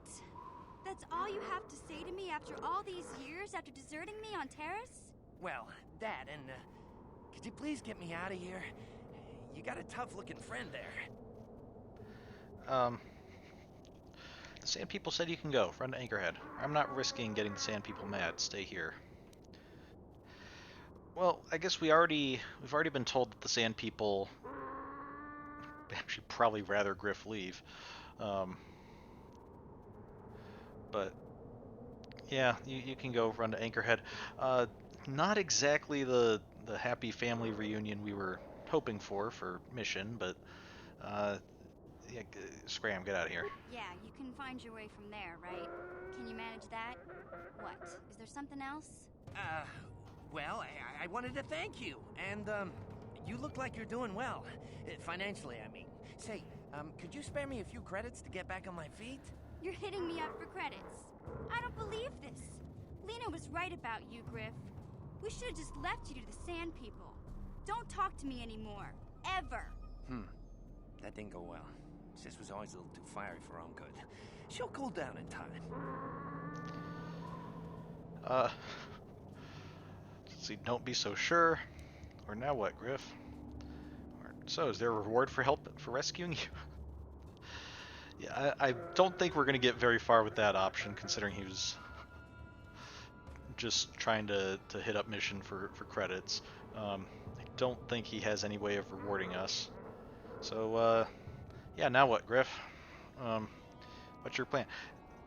No, I don't have room on my ship for you to hop a ride, if that's what you're going to ask. You may have saved my life, but I don't have a single credit to my name. Say, you wouldn't be able to spare me some credits, just till I get back on my feet, you know? Sure, here's 100 credits. Here, take 50 credits. Sorry, I don't have any credits to spare. Forget it, you're nothing but a deadbeat. On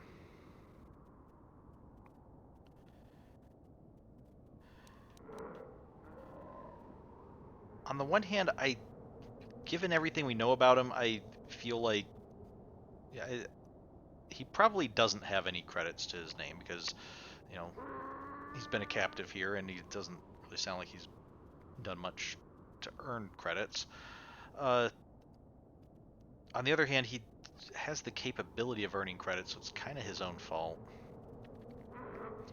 Here, I'll give you 50 credits, and you better just make that work until you go get a job and get more credits yourself. Take 50 credits. That's it, huh? Figured you'd be able to spare a bit more than that. You know, I'll take whatever I can get. Don't worry about me. I've already got a job waiting for me. Greta, the manager over at the Zirka supply shop, said I could come work for him if I ever get tired of the mines. Yeah, I think I'll go take him up on his offer. You know, maybe there's something else you can help me with. I need to talk to a guy first and set up the details, but if you're interested in a job, come see me in Greta's shop. Goodbye, Mission. I'm glad you're not dead. In fairness, that is probably was a safe assumption when you hear about Terrace getting destroyed and knowing that's the last place that he saw Mission. On the other hand, if she had been killed on Terrace, it would have really been his fault for leaving her there, and he doesn't seem to be broken up about that or even thoughtful about that. Okay, this is back to the chieftain's area. Okay, so this is all the way around. We just have exit and go back to Anchorhead. Oh, there's Griff.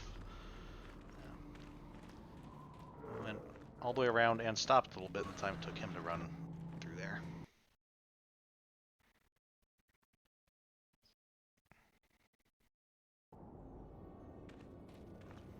That was interesting. It's an outcast Jedi settled on the Sith homeworld, and over time the two peoples became one. So I wonder if were the Sith already like dark side users at that point, or were they just normal people, and by like mingling with the Jedi they became Force wielders or something?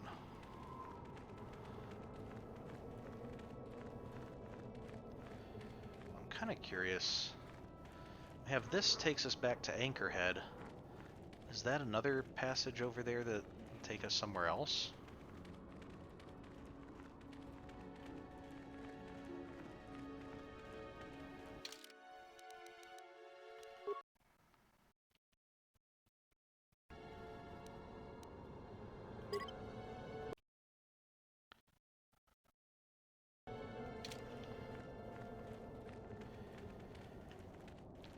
I think that's kind of why they have these little spiky rock outcroppings here be the place to take you back, so you can find them somewhat easily. But if I'm curious where this would take us.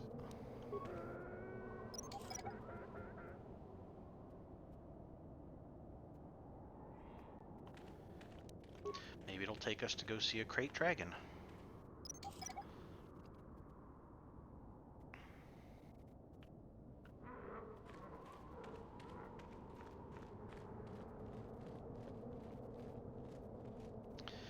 The Eastern Dune Sea continues to a barren horizon, but there are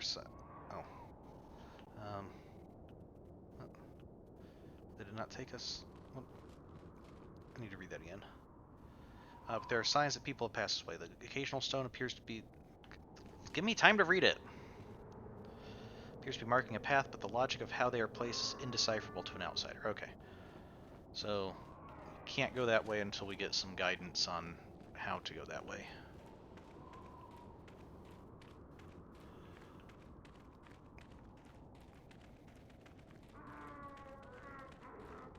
Maybe I should have asked the chieftain about where can I find a crate dragon.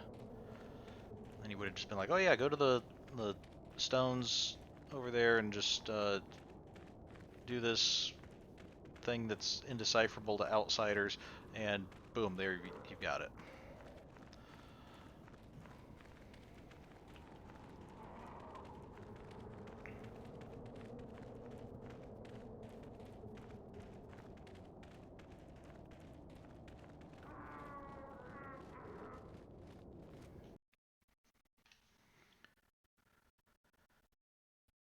The Republic has been in existence since the discovery of hyperspace travel nearly 20,000 years ago.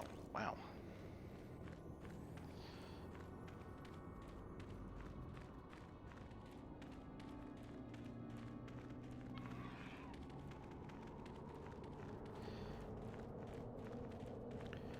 Okay, also, interestingly enough, the chief did give us his gaffy stick, which we were told that's what's needed in order to prove that we had handled the Zerka stuff for them, so I guess we don't have to tell them that we went with the non-violent solution.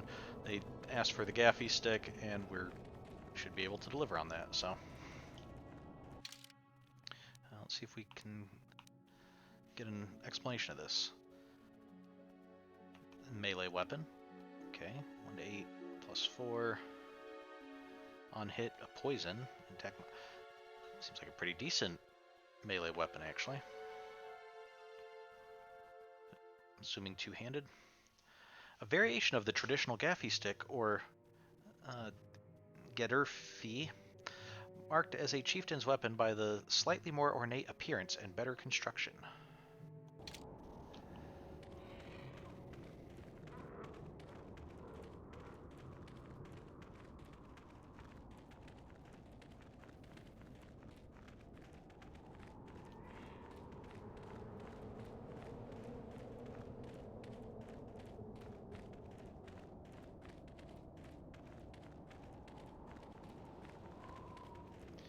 Why are some of these like black? Is that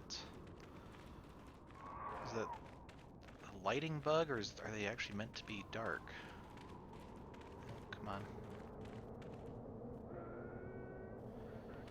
Okay, no, that just seems to be the lighting on them, because come over here and that's not so black. I was gonna say on this planet, it don't really want things painted black unless you're trying to just heat them up incredibly high. Travel in the galaxy is confined to hyperspace routes. Searching new routes scouting new routes is incredibly dangerous.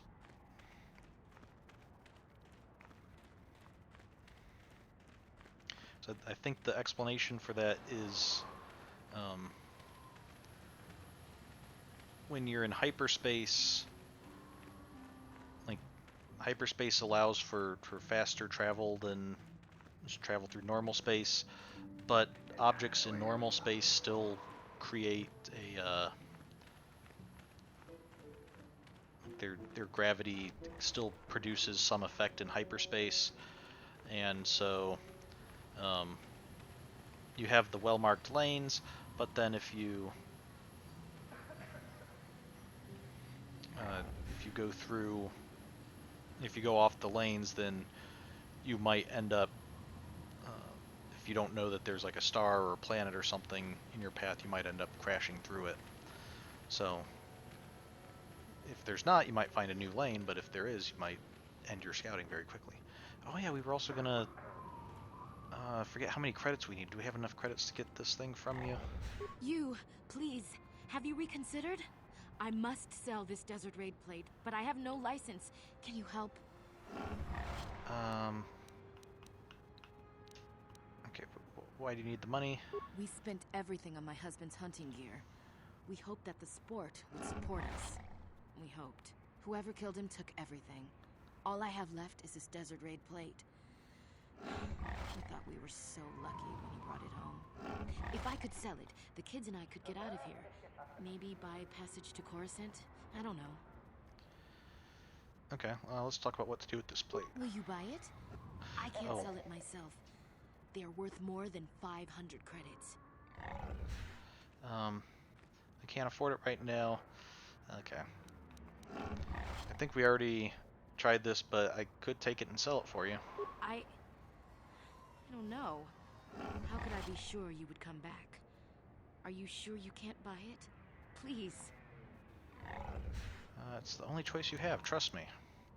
Can't afford it, or force persuade. You trust me, you will give me the plate to sell. Again, I don't like force persuading if it's something that like it don't need to, or something that we're not like force persuading somebody to not pick a fight so that we can have a peaceful solution. That's one thing. Being like, oh yeah, just automatically trust me, when there might be other options. That's let's just see if we can normal persuade. I guess I don't have much choice in the matter. Here, I'll trust you with it. I'll be here. Please don't take too long. I need the credits. Maybe we can get started again. Maybe. Okay, so let's... I think it was in here.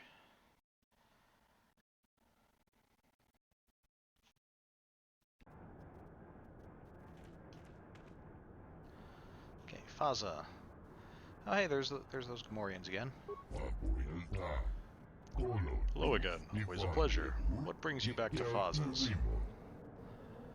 I have something to sell you. So I see. That's the biggest Desert Raid skull plate I've seen in a season. Whoever got that was a skilled hunter. I'll get a premium price on that one.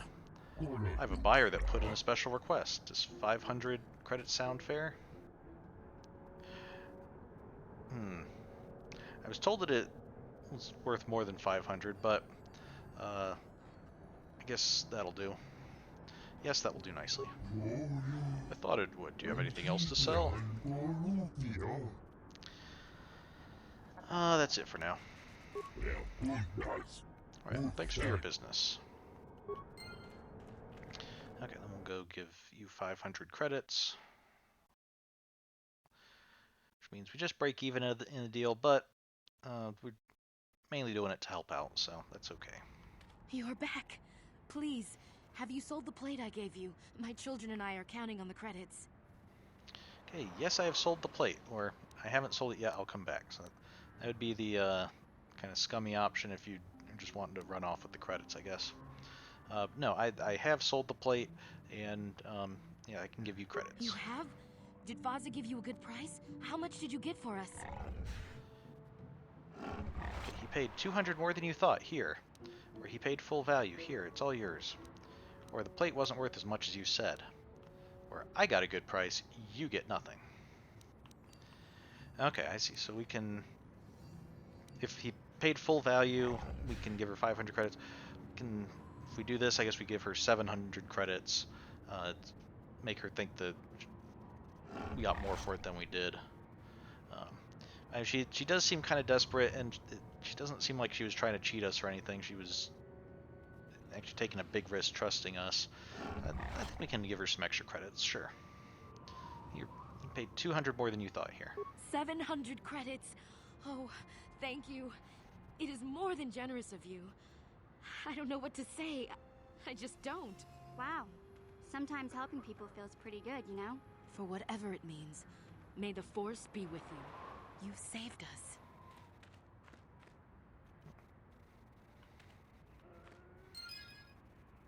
Okay, good. So now let's so we want to turn in the gaffy stick, and I guess Griff is also going to be here.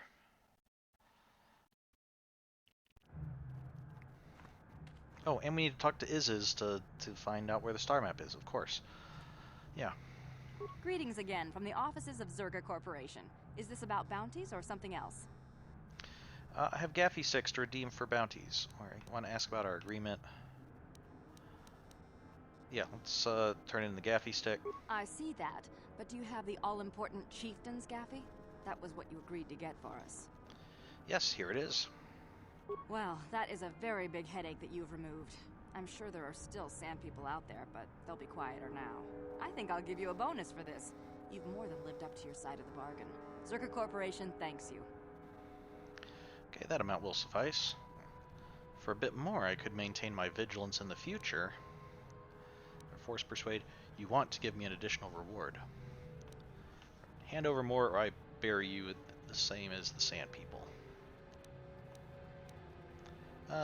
That should suffice. I'm sure. Zerga Corporation thanks you again.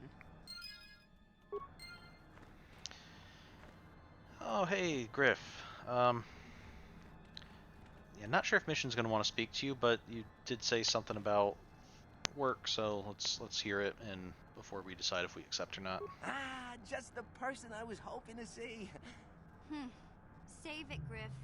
I'm not talking to you. I want no part of whatever you're involved in. Okay, sis, I see you're still mad. Fair enough. I don't think you can help me with this anyway. It's more of a job for your friend here. Yeah, what's the job? Or come on, Griff, get to the point. Yeah. Yeah, what's the job? As you may know, tack glands can be refined to a very potent powder. It's the primary ingredient in Teresian ale. That's what makes it so strong. Of course, now that Taris is pretty much wiped from the face of the map, Teresian ale has become somewhat scarce and very, very valuable. Luckily, I know the secret recipe. Okay. So you want to open a bar? Or what does this have to do with me? I guess either way, yeah, you want to open a bar? Where are you going with this, Griff? I know this guy. He's with the Exchange. Now, if I give him a small sample of Teresian ale, he says he can synthesize it and reproduce it in mass quantities. Problem is, I need one of those tack glands to make the first batch, and now that Taris is a smoking ruin, the only place to find tack is on Kashyyyk. If you can get your hands on one of those tack glands, I'll make it worth your while. Griff, are you blind? Can't you see you're talking to a Jedi? We're out here trying to save the galaxy. We can't waste time on this. Please, you have to help me. I promise this guy can from the waste time on Exchange a anything we sample want. of Teresian ale. If I don't come through for him, he's gonna break my legs. Or worse. Yeah, I kind of do feel that's what you get for dealing with the Exchange, but remember the Exchange is, Davik was part of, it's a basically organized crime, mafia kind of deal. But,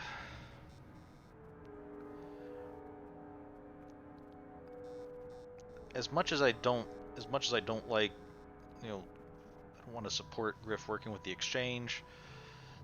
Let's see, in essence, he's asking us to get a part so he can actually make some ale, and they're gonna synth it, which And I guess as long as it's not like you're making poison and telling people it's ale or something like that. Yeah, we'll get the tack glands for you. Yeah, I knew you'd come through for me. You won't regret this. You'll see. Just don't take too long, okay? This guy from the exchange could stop by any day. I kind of told him I already had the stuff, so if he shows up and I'm empty-handed, well, let's just say I really, really hope it doesn't come to that. Yeah, that's really not my problem. As Mission said, we do kind of have other things to do. I'll get the tack glands, but I can't promise that it's going to be right away or anything. Especially since we still need to go back and hear the history of the Sand People at some point, if we can get a crate dragon pearl.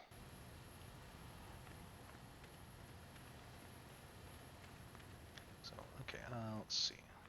I want to talk to Iziz.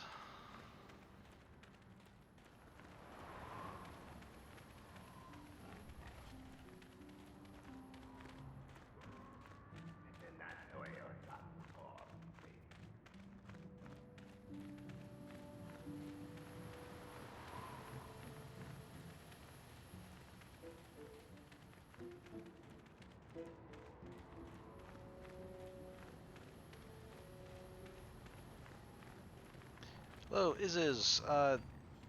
I don't see any of them around here, but I'm assuming that your people return. I mean, unless those are them over there. But we did get them from the Sand People, and hopefully they've contacted you. You of your kind, Isis of Jawa would thank you for what was done. Mine have returned because of you.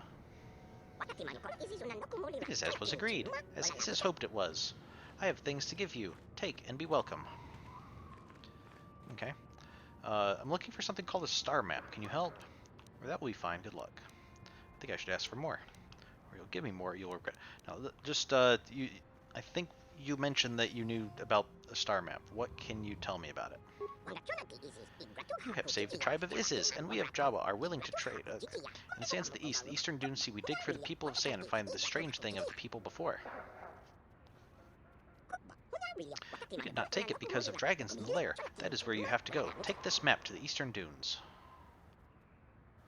A dragon? Ooh, is it a crate dragon? Can we get a pearl from it? Tell us about the dragon. The greatest of the desert. There is no larger. Bigger than the big machines. Jawas don't know how to fight something so big. There is a hunter, Twilight. He has seen many things. Look in the eastern dune sea when you go, and he may help. Okay, yeah, thank you, goodbye. That will be fine, good luck. Yeah, thank you. You're a good friend of the Jawas. We will remember when you're kind of gone. Ask if you need any more of anything. I guess I never really thought of it before. I don't know how long Jawas live. Is their lifespan like comparable to a human's? Do they live considerably longer? Or what? I'm guessing it's not considerably shorter. If it's if it's at all shorter, it would be at least somewhat close. But I wonder if it's you again. I'll just let you pass. The boys in the office may need authorization in triplicate, but not me. Good hunting out there. I guess I don't know if he meant we'll remember you as in like personally, like we live for hundreds of years and we're gonna be we'll remember you personally, or if he means like as a community, our storytellers will be telling of your deeds, hundreds of years from now or something.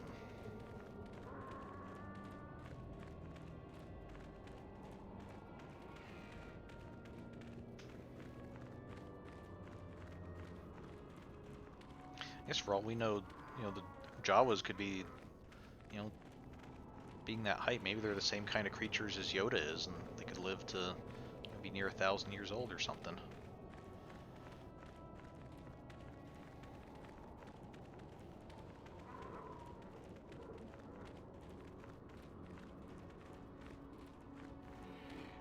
I think we went to that spiky bits over there. I don't think we went to these spiky bits. Were these visible before and I just missed them? Or did they only appear when we got the directions from the Jawa? I'm guessing that I just missed them, and if we went through it before, we'd get a message like we did before when we went on the other one. Because this is also to the Eastern Dune Sea.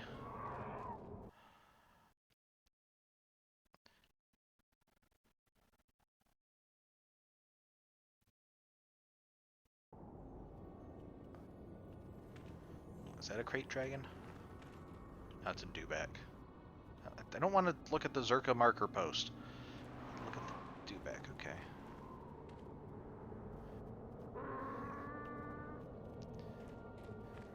Hostile? Hey, little fella. Oh, you're not hostile at all, are you? Okay, talk to you? Okay. No, if you don't want to talk, but not hostile.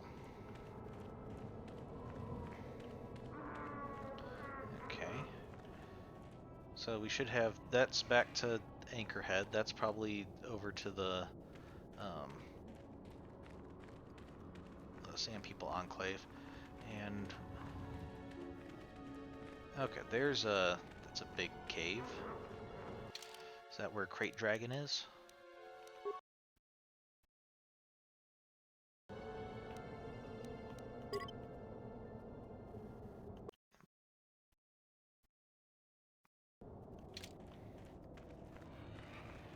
There's someone standing outside.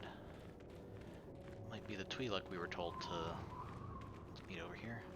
There's nothing to pick up there.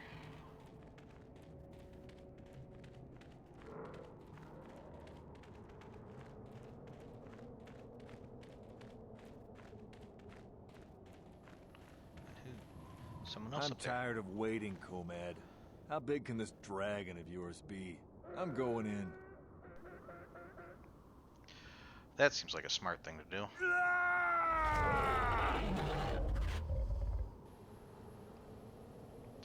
I mean, I think I can see it from here. That looks plenty big enough. Yeah. Hey, are you hunting a crate dragon as well? Can I speak to you and not the marker post? I thought I would see you out here, human. We are hunters, you and I. Perhaps we should pool our skills.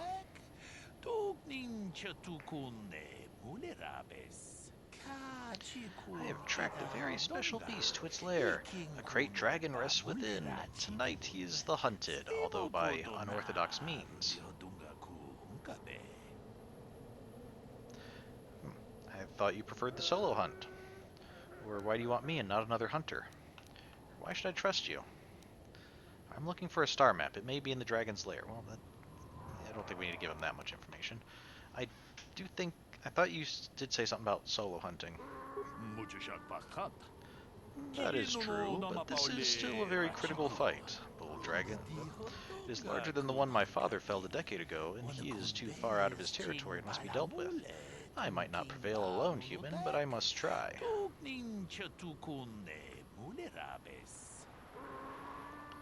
Okay, why should we kill this great beast? Or I'll help. Give me more information about how. I'm curious why you want me and not another hunter. Let's ask. You are here, they are not. I also don't know the size of my quarry until I was tracking him. And perhaps there are other reasons. I tried to get the help of one other, but you saw him die in the lair. He lacked experience, and more importantly, patience. I usually hunt for the skill of it, but must make an exception today. I want newcomers to understand the proper intent behind the hunt, no matter the methods we use. Okay. I'll help. Tell me what I have to do. We must bait the great beast out of hiding and ambush him swiftly. There's no room to engage him in the lair, and his hide will repel blaster fire. I have placed mines around the mouth of the cave. We must coax him out. This is the end of his season of hibernation. It will take much to rouse him.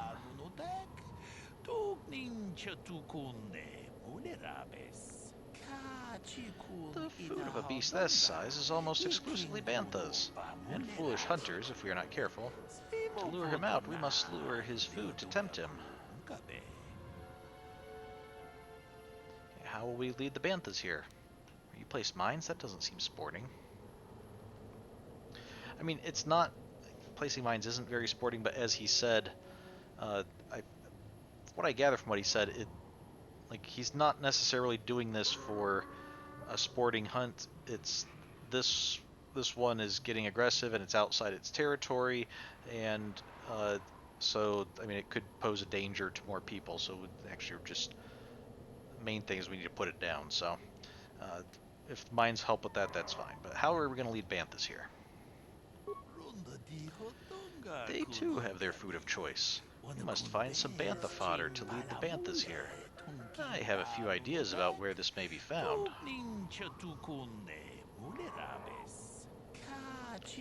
Sand people keep bantha herds, so some of them must have fodder on hand or in their settlement. A vendor in Anchorhead also had some. He had a kiosk in the spaceport. If you find fodder and bait the banthas here, the mines will deal with the dragon as it emerges to feed. Not exactly a glorious hunt, but it will ensure the safety of the region. Okay. That seems easy. What aren't you telling me? Or if it were as simple as that, you'd have done it yourself. Yeah, that seems kind of easy for needing a partner. There is one added threat. The Sand People regard banthas as sacred. Attempting to feed the herd in this area will likely lead to an attack. We are far from the weakened tribes around Anchorhead. The Sand People of this region are strong, fierce, and will think nothing of killing you. Be careful.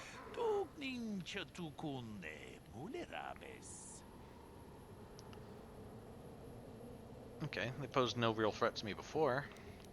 Or yet more sand people? I've dealt with their kind before. Look, I have your fodder. So, they posed no real threat before. You likely mean the tribe that has been harassing Zerka Corporation. This group is used to the deep desert. They appear to be much more dangerous.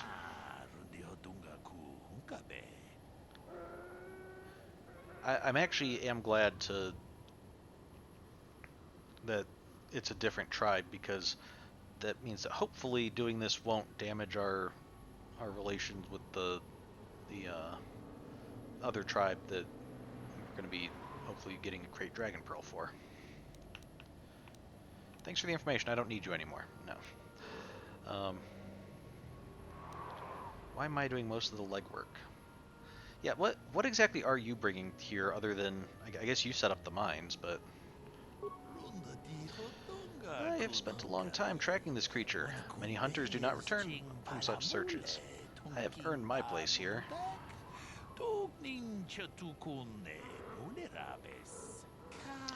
And if I didn't mention it, I am interested in having new hunters like you understand that even though I must use untraditional methods, the hunted still deserves respect. Okay. Look, here's the fodder. Good. Now there is a herd that moves out in the desert. Lead them here. Approach them with the fodder and lead them here. Okay. I will see what I can do about it. I wish you luck against the Sand People. When you return, the dragon will fall. I wish it could be under more sporting circumstances. But we must do what the circumstances call for. I had hoped for a mirror of my father's expedition, but that will have to wait. Okay. Oh, I can see some banthas out there.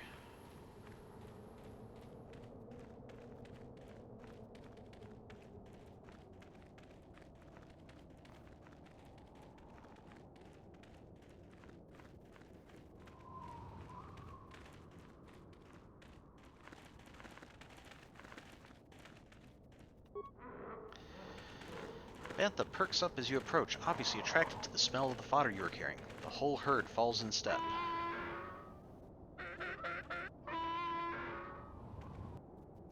Okay. Oh, they're spread out. So we got 1, 2... Still just 3 of them. No, 4 of them.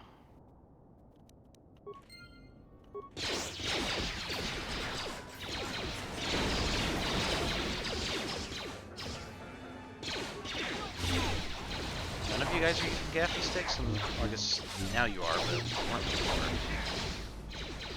No! Mission's been poisoned!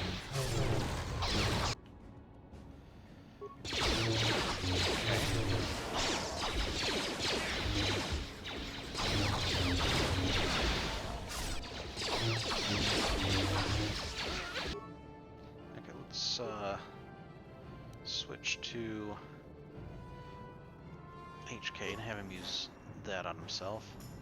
Fortunately, I didn't get to mission in time to not get him down.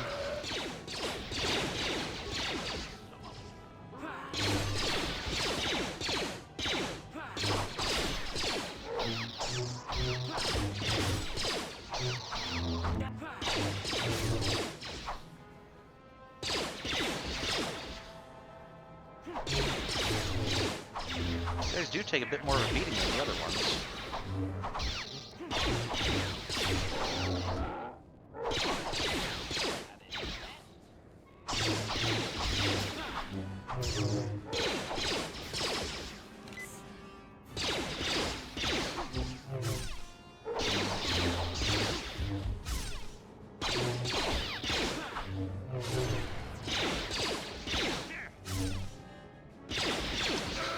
Stun him, that's good. And the other one is HP got the other one. Either that or we deflected a blaster shot back at him.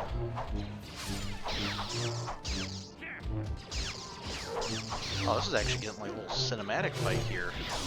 I'm just taking turns, we're going like... going all out.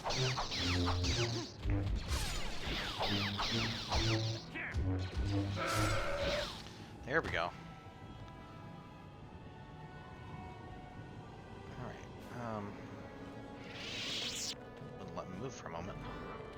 Can we pick up anything from the, excuse me, mission? Can't seem to pick up anything from these guys. Let's see if we can warp back and heal up. No, we can't warp at the moment, so... Mission... Heal up. What was the life support pack? Is that gonna be a big heal? Okay, there we go, yeah. What? And then we'll save. We're gonna have to go through another fight like that, or can we now get onto the Crate Dragon?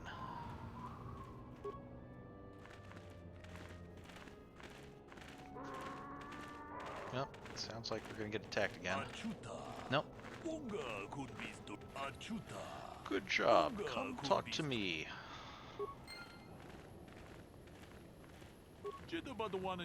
Quickly, be ready. The Banthas are in position and will soon stir our restless prey. I hope the mines do their job quickly. Alright, don't worry, I'm ready. Wait, what is that rumbling sound? Oh boy, he's a big one.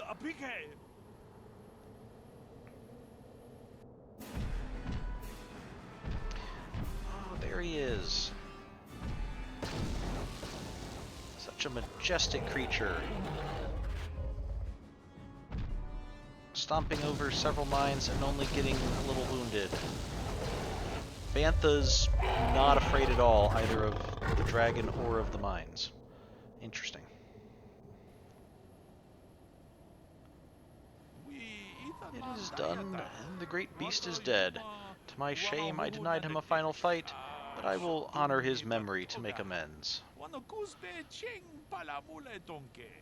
I thank you for your aid, human. You have earned a share of the victory, such as it is. Thanks, we did what had to be done. I don't want it, your skill made it possible. Or I want more, you will give me all of it. No, we work together. It's, seems like, you know, share and share alike. Regrettably so. I just hope you remember there were higher reasons for this. Don't let the spoils be your only reason to hunt. Wealth fades, the sands remain. I thank you for your help here today, human. I shall see you again, I'm sure. Okay. Even dead, kind of feel... Is it really safe to go near it? Wow.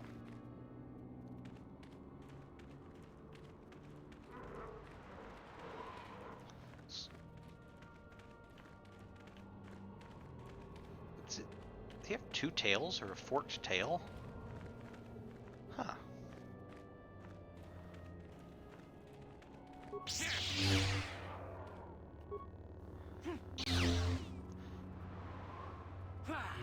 Cut our way into this. Seems a bit low for the stomach.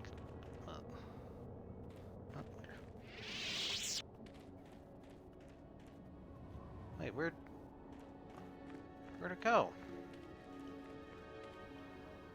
There's no remains? Oh. Thought we'd like cut it open and be able to get the pearls out.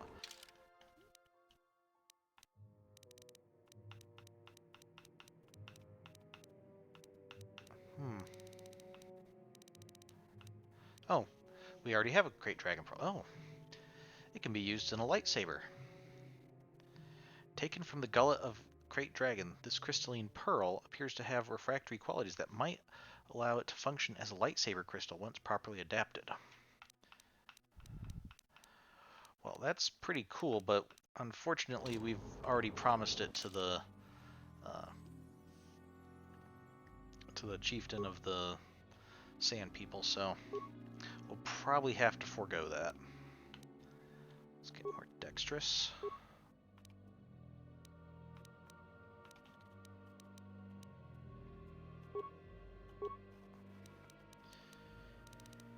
Okay, force powers. Can we upgrade any existing force powers? No. Oh, cure would be a good one. Yeah, let's. Yay! Remembered to actually add the power before accepting. Okay. Yes. Next, now we can do that. Oh, except the only one who needs curing is HK, and being a droid, we can't force cure him. Okay, so some dead hunters and stuff. A chewed human corpse. Jedi Master robe. Were you a Jedi Master? And how does that compare with what I've got? Lower defense bonus. And higher max dexterity bonus, but we're not hitting that. And it doesn't have the resist, okay. Members of the Order typically wear plain or unassuming garments, but Jedi Masters also know the importance of adequate protection when great challenges must be surmounted.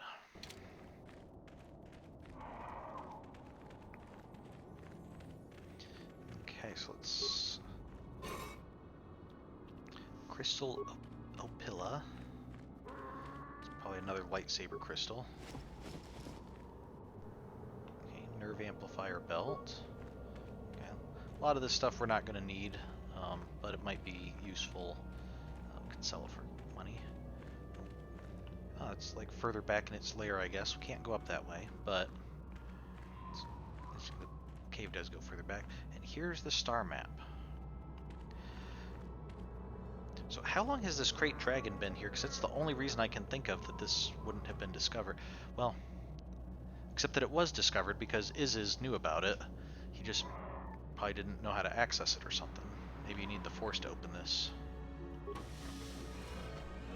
Or else it closed up. He had it, but Jawas aren't space travelers. They might not really care about the star map portion of it.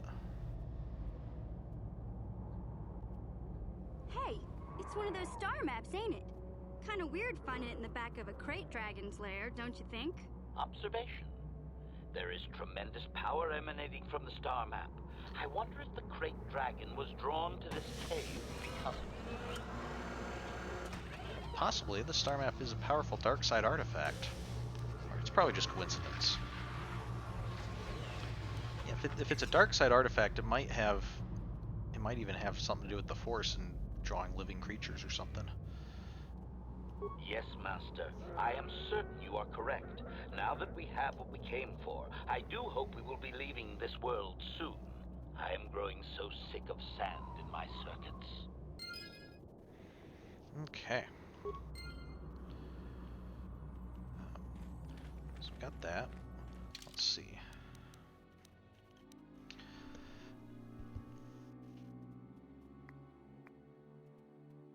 Oh, these are my finished quests. I was wondering why we were reading about Elise again, but okay. Active quests. Okay, strange stowaway. Oh, maybe if HK can be convinced not to kill her, he might be able to talk to Sasha since he knows he can translate. Mission's brother. Yeah, okay, yeah, he wants us to get him a tack gland. Quest for the Starforge. You've discovered another ancient star map in the Dune Sea of Tatooine. As before, the map is incomplete, but each map you find fills in more missing pieces of the puzzle. Hopefully, once you find all the star maps, they will give you the location of the Starforge. Okay. Oh yeah, I saw the trouble with Gizka thing, because of course, we had those Gizka, whatever they are, delivered to our ship, and presumably they're still running all over it. So we will have to deal with them. Were these speeders here before? No?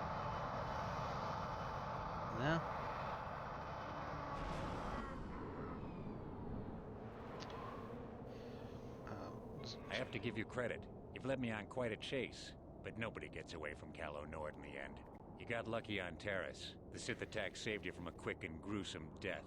But I promise you, the Sith won't be getting in my way this time. Okay. Hold on, Callum. Maybe we can work out a deal here. Or, you think I got lucky last time? Okay, let's do it again. You traveled a long way just to die, Callow. Now let's see if we can talk things out peacefully. Maybe I can, like, just force persuade you to leave or something. Sorry, I'm not in this for the credits. You're the only ones who've ever gotten away from me. I've got a rep to protect. Let's go, boys. It's showtime. Well, you can't even take me on alone. You have to go 5-on-3. Do I not? I don't have any grenades, do I? Oh, well. What? No. Sure.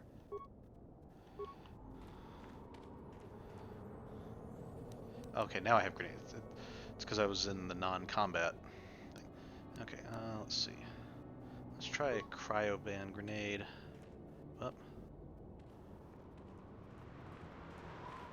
Kind of stuck there. Okay, let's try that again.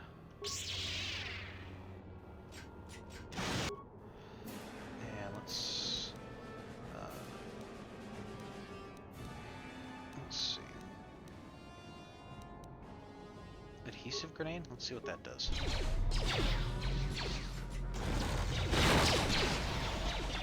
Probably try to take out the guys on the side first before going for Callow.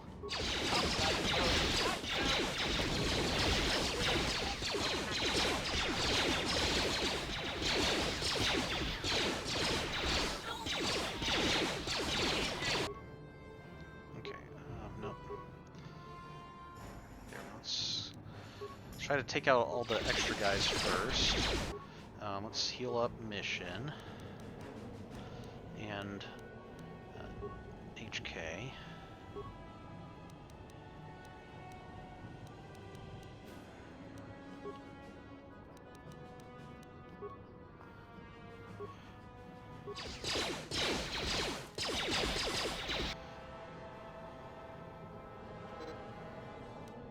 Oh, that's right, they use my force each time. Okay, we'll just throw it.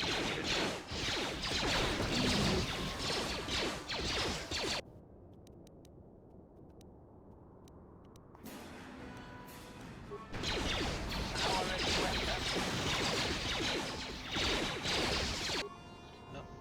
HK, you're almost dead again. Mission, you're doing fine. For once. I should probably heal up myself. And I don't know why it keeps defaulting to Cal and Nord. I want to take out the rest of them first, because they'll go down pretty quick, and then we have At least a little bit less.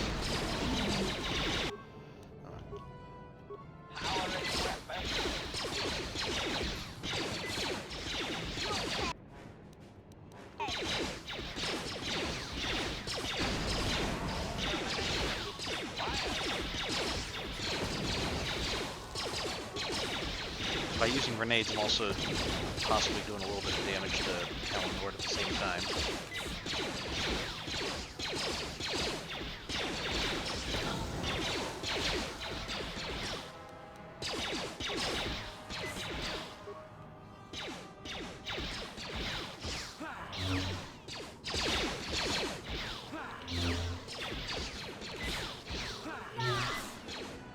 So, you're like a big bounty hunter who's never lost before, huh?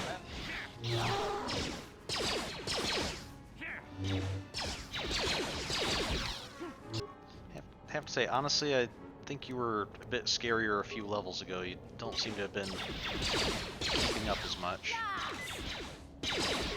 Then again, probably nearly getting killed on...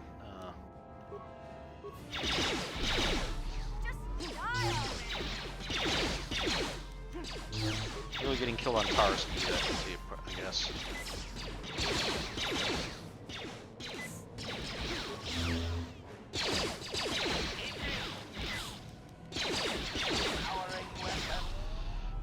Wow. There we go.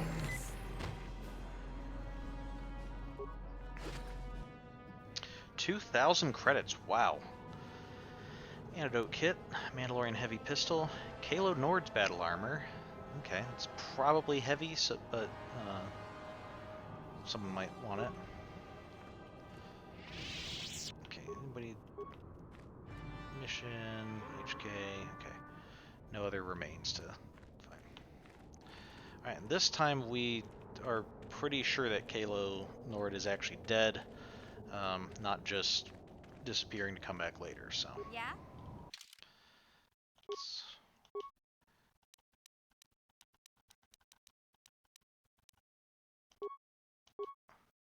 Okay, sneak attack 6.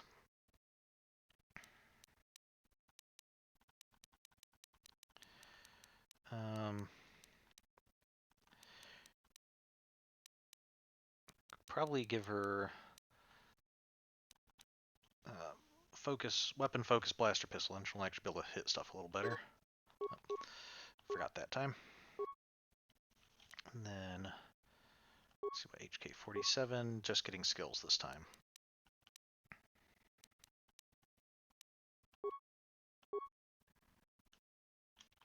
What? Okay. So I'm trying to think.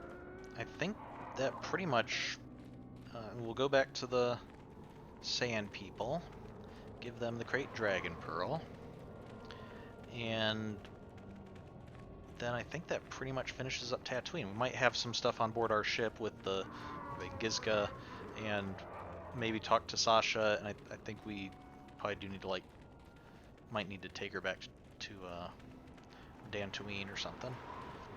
But alright, we should be done with Tatooine tonight. So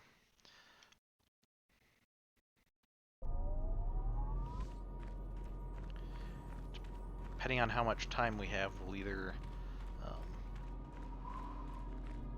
take Sasha back tonight, or we'll do that next time.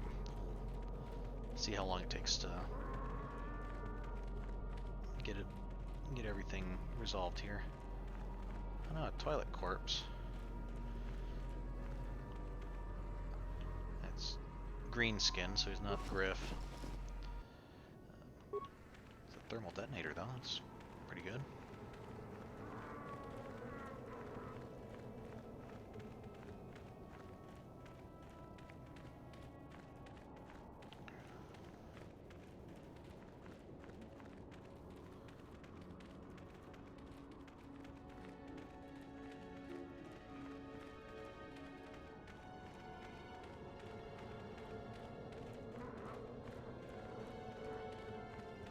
I'll have to look up where we're going next, because I'm pretty sure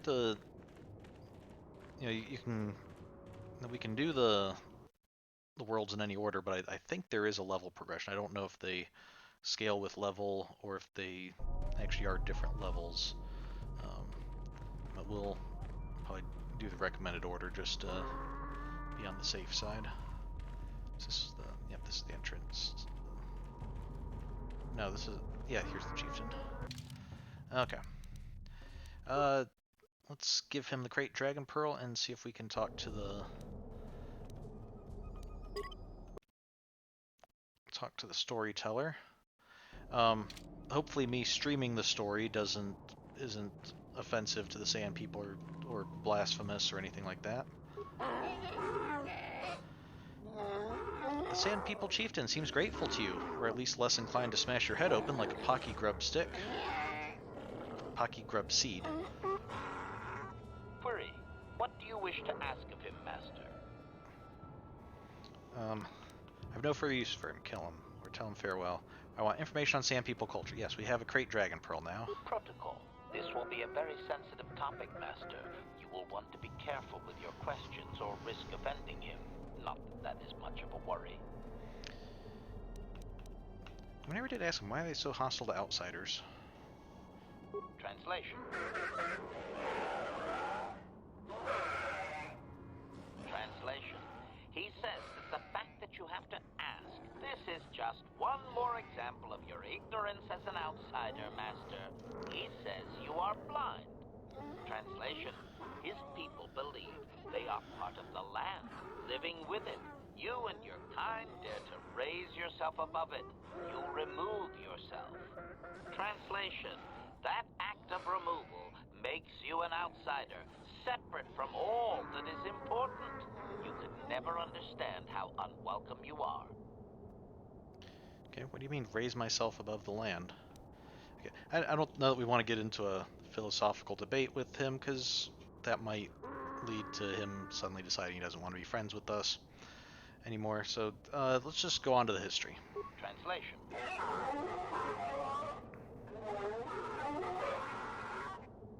Translation.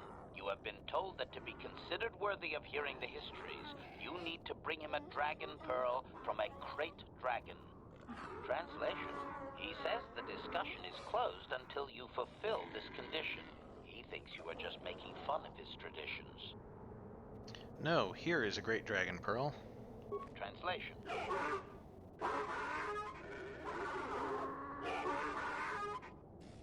Translation. He is stupefied, Master. He never thought you could return with such an item. Such a thing has not been done in many years. Translation. He will allow you to meet the storyteller, but also gives a warning. If you dare to repeat the histories incorrectly, you will be killed. Translation. The storyteller will be summoned to one of the rooms here in the Enclave. He seems to think this is a great honor for you, Master. Okay, cool. Farewell for now. Translation.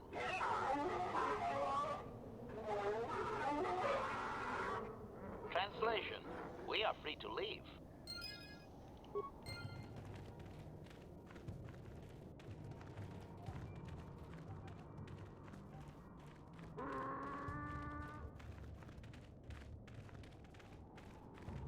Okay, so let's see where. I guess they probably wouldn't summon the storyteller to a prison chamber.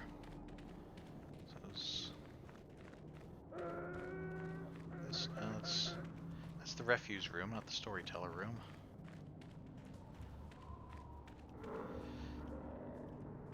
Was the storyteller like right there by the chieftain and I just missed him or something? That would be typical.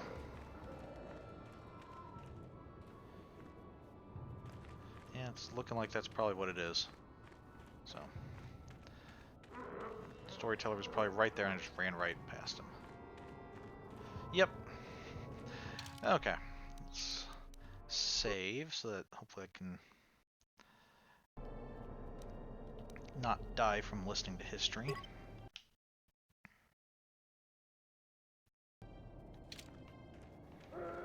Okay, sir. Please tell me the history of your people. Compared to the warriors that you have encountered, the Sand People storyteller is relatively calm in his movements and speech, but he still regards you coldly.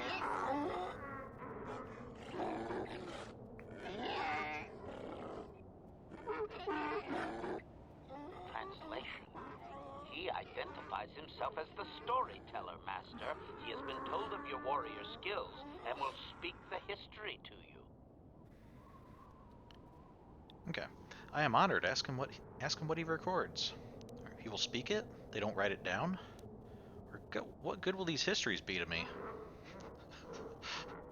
Kind of interesting.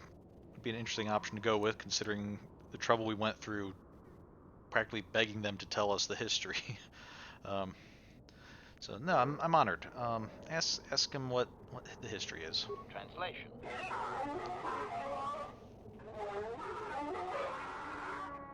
Translation. There is only one accepted history, passed orally to each successive generation. Translation. A book or datapad can be taken away, cheapening the value of what it contains. To commit it to paper or storage is to remove it from the people. Okay. How about committing it to Twitch stream? Is that allowed? Oral histories are often inaccurate. Or what topics can I choose from? It's interesting. My understanding is you can have inaccuracies in oral histories, but you can have inaccuracies in written histories as well. When people embellish and things, and that if oral histories are told properly with the intent of preserving them and not embellishing them, they do tend to be they can often be held pretty well, especially because my understanding is that a lot of times you see like poetry or other kind of mnemonic devices that help help retain it in the right way and in the right order. But nevertheless, regardless of whether it's accurate or not, we'll hear what they have to say. So what topics can I choose from? Translation.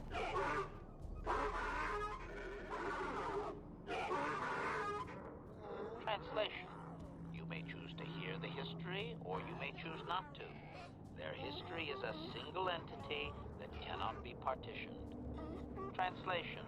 The only exception is in continuing the tales once they have begun. If you leave, when you return, he will continue from where he left off. Okay, begin the history. Translation.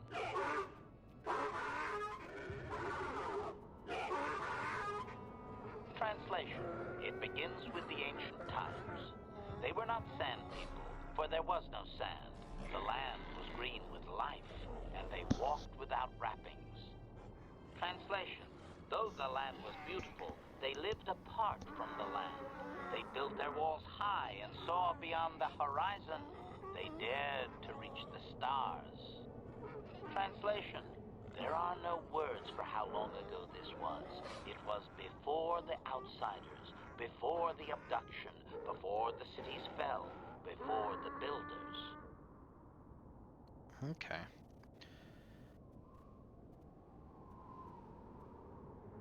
Can I ask questions about what I've heard? Let's see if he'll allow questions. Cautionary. I should warn you, Master, that any questioning of their interpretation may be seen as trying to change the meaning of what was said. Clarification. They may consider this to be speaking the words in error, a blasphemy they would attempt to kill you for.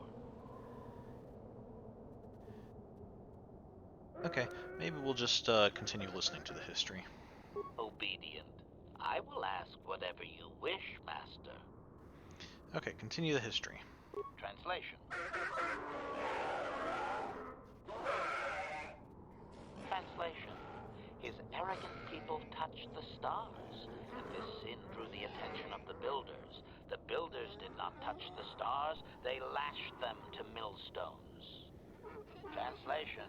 Great demons of metal stripped the world of its riches until all that was left was the green of the ground.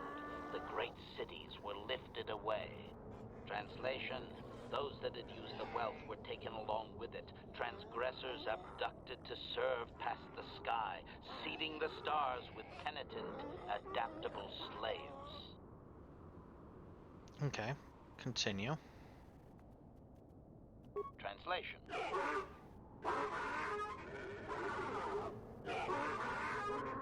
Translation. There came a time when the builders were also judged for their crimes. After generations, a plague weakened them, and the time of the Great War began. Translation. The builders faltered, and his people realized why they had been punished, so that they understood the crime, and would now strike down the greater offender. Translation. They worked chaos in the machines, so they destroyed themselves. The builders fought back, laying waste to the green that had been misused with fire from above. Translation. Soil became glass, grinding to sand, but the fight was long planned, and his people were safe. Deep in cave homes carved from valley wall, they were free. Okay, continue. Translation. Editing, if I may, Master. This section of his tale details several millennia of the Long Walk, their nomadic wanderings as they accept their identity in a desert world. Rather than strain my circuits on his dialect, might we just assume there was much fighting over who has the biggest bantha and move on to more recent things?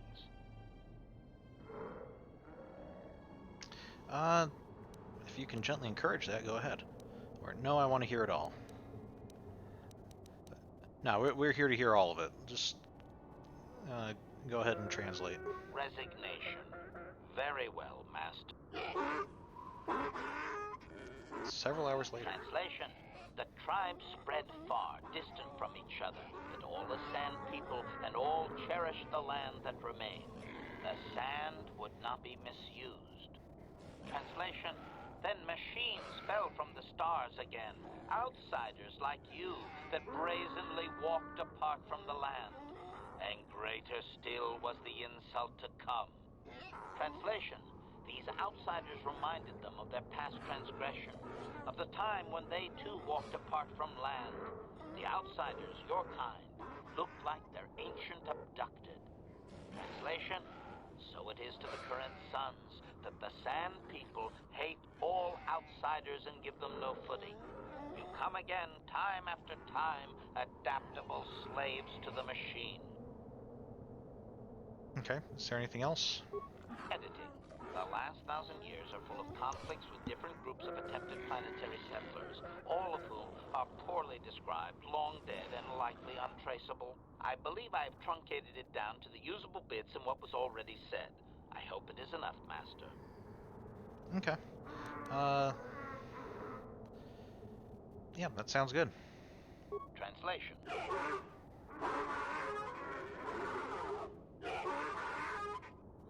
Translation. We are free to leave. Okay. Let's head out of earshot here.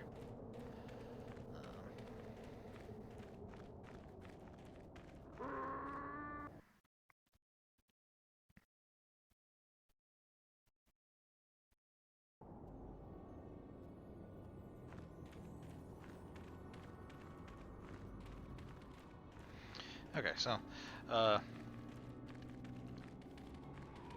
at the risk of Sand People thinking that I'm changing the histories, so it sounds like long ago, Sand People lived on a fertile world.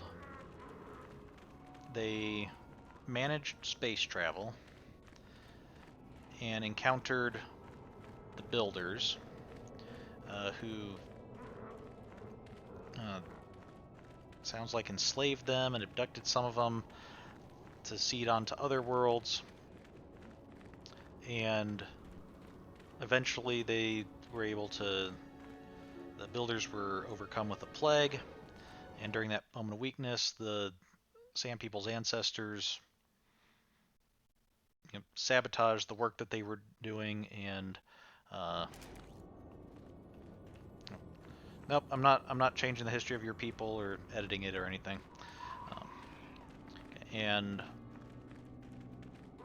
the builders retaliated and turned the world from a green, lush, vibrant place to just a barren desert. Sounds like they literally glassed the planet, actually like hitting it with so many lasers and things that the soil turned to glass, and then all this sand is the result of that glass breaking up over the millennia. Okay, and that's why they hate the people who come, because they feel that their sin was to like go reach among the stars when they should have stayed with their planet. And so everybody who comes here from space is somebody who's like not with the planet, they're with the stars. Okay.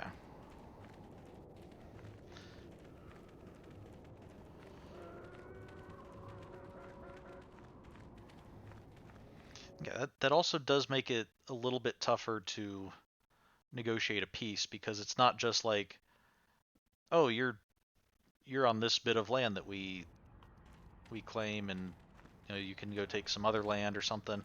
It's, oh, your very existence is despicable to us. So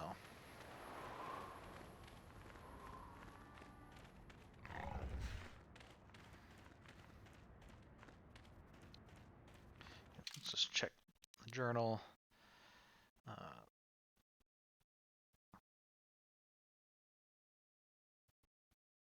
Oh, apparently there was a.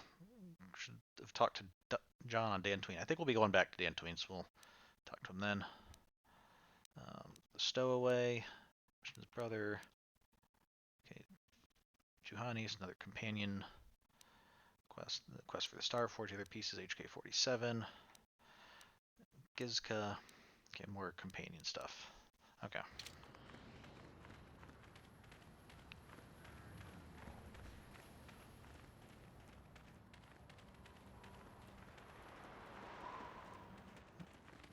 This way.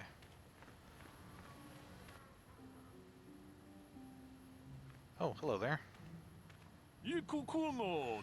Forgive me for the intrusion, human. My name is Sunnyvek. I believe you dropped this datapad, and I wish to return it to you.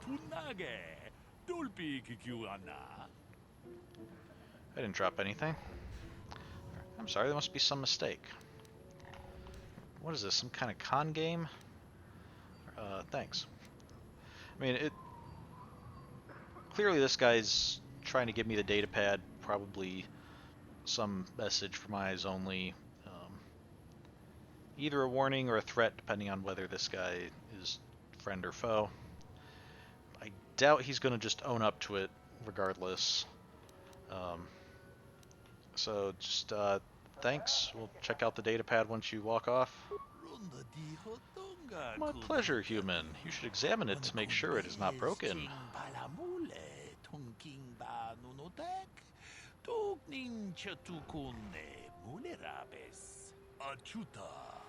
Goodbye, human.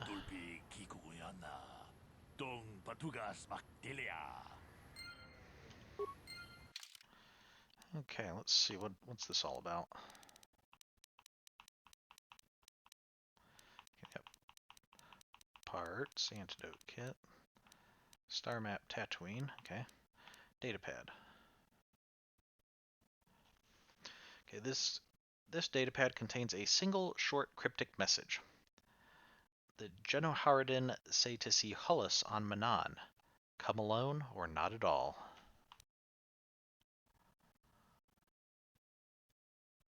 Okay, now that's the... Okay, information about Bastila and myself being hunted by the Sith. Okay, it's Calo Nord's net entry. We got that back in Taris. Okay. Oh yeah, Calo Nord's battle armor.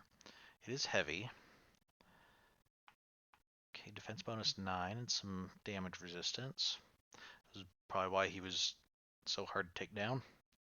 Commissioned by KotOR, this armor was based on heavily modified Mandalorian designs. The maker was killed to appease Nord's ego, ensuring his suit would forever be unique. That wasn't very nice of him. Mandalorian heavy pistols. And pretty decent. Mandalorians boast that a shot from one of these pistols can take a starship out of commission. It's an obvious exaggeration, but for safety's sake, most listeners just smile and nod. Okay, that's right. We got a new crystal, so we can check if that will improve our lightsaber at all. Found in the asteroid fields of the Firth system, this crystal can be used in lightsaber construction to produce an intense beam that seems extraordinarily quick to the cut. Okay, good. Okay, so the datapad that we were given is saying, I guess, somebody on Manon wants to speak to us, and when we go to meet with them, we have to go alone, not with any companions. So that might indicate that Manon is the next place to visit, since it's, mission. I think Mission was kind of the reason we chose Tatooine, if I recall, finding Mission's brother.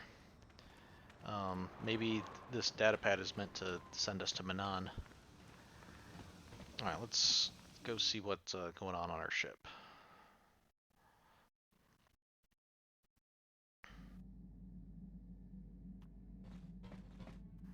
Oh, okay, these are Gizka, I guess. The Gizka looks at you curiously, cooing. Okay, well, we can feed it the Gizka poison. We can pick it up or we can kill it. Pet it or leave it alone. What happens if I pick it up?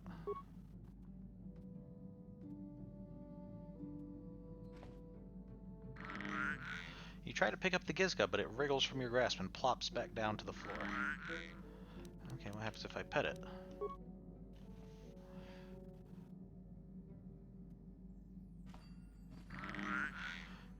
You scratch the little critter behind its nubs that pass for ears, and it coos enthusiastically in response. Oh, let's play a game with the Gizka. I don't necessarily want to kill it just now. You play a game of peekaboo with the little creature, hiding your face behind your hands and startling it each time you appear. What fun.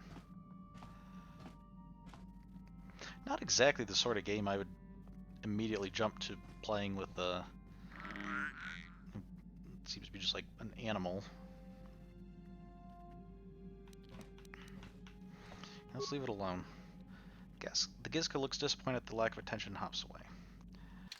So I think fate seemed to be conspiring against you. The disorganized port authorities on Tatooine appear to have shipped a delivery of Gizka to the Ebon Hawk's hold, and there doesn't appear to be any way to give them back. A dock worker mentioned that some of the Gizka escaped, which certainly doesn't sound good. What do our companions think about this? Hey there, what can I do for you? I'd want to talk about your brother, know about the planet we're on, feel like playing some Pazak. Oh, I can ask her about the stowaway and the Gizka. Okay, so first about the Gizka. Do you know anything about these? Are you sure you want to ask me about that? Hey there, what... Okay. What about the stowaway? Oh, heck, I don't know. Okay. Mission does not want to have any input on the troubles on the ship. Okay. Well, yeah, what do you want?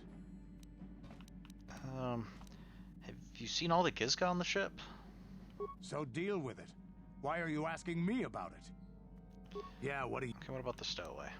Can you help me with our little stowaway problem? What? You think I don't have something better to do? I mean, I really don't think you have anything better to do. What are you doing just standing around in the hold of the ship for? Okay, let's see. HK. Statement. HK47 is ready to serve, Master. Okay. you know anything about these Gizka? Statement. I have little knowledge of that to impart, Master. I don't know why it just boots me out. It doesn't let me continue talking. So let's see. We have a little stowaway problem. Can you help? Statement. I cannot be of assistance on that, Master. Okay. So, it's seeming that our friends can't help us with Gizka and can't help us with Sasha. Or in the case of Canderous, just flat out refuses to help. So I think we're gonna have to poison the Gizka. Not Sasha. We don't want to poison her.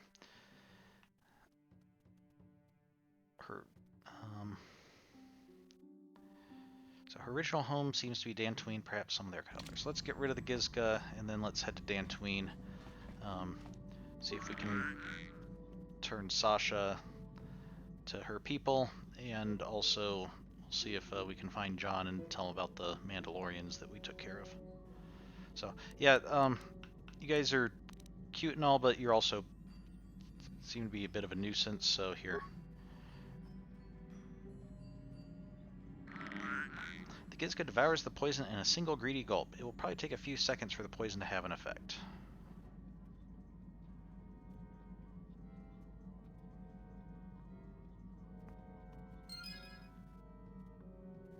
Okay. Journal entry. Oh, okay. Just completes the quest. Can't talk to the Gizka anymore.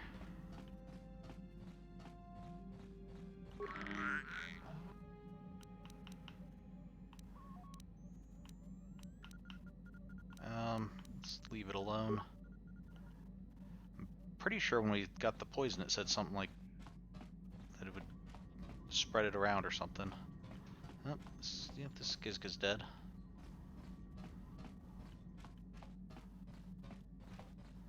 Well, or maybe the poison's only works on one of them.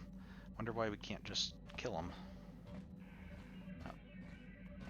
Alright, well, let's head to Tatooine.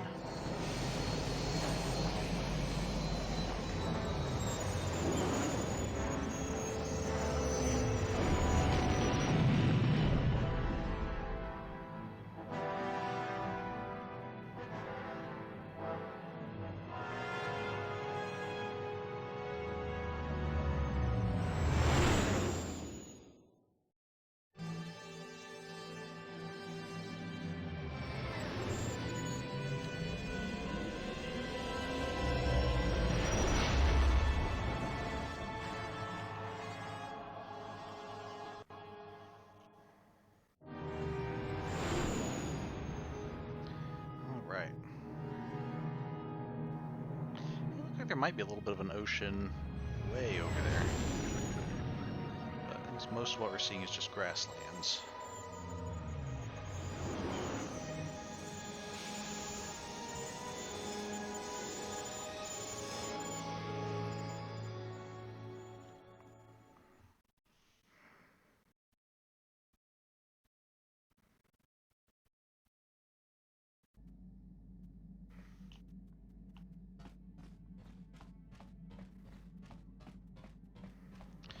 Don't see any more Gizka, so let's try to talk to Sasha, see if I don't know if we convince her to leave or if we find the person who asked us to look for her and Yuba Mekapsi. Communicate with Sasha in her language. Yuba Mekapsi Nagus. There's someone there who will take you home. Lur Aka Kestawan Yo Lesva. Yeah. There's someone here who will take you home. She seems uncertain. Me palki Lesva? Me palki Tatooine? Yes, you can go home. If Lurarka is still there, we'll see. Or if I have time. Yes, you can go home. The girl seems to think about this, but says nothing. Okay. Okay, I guess we'll go find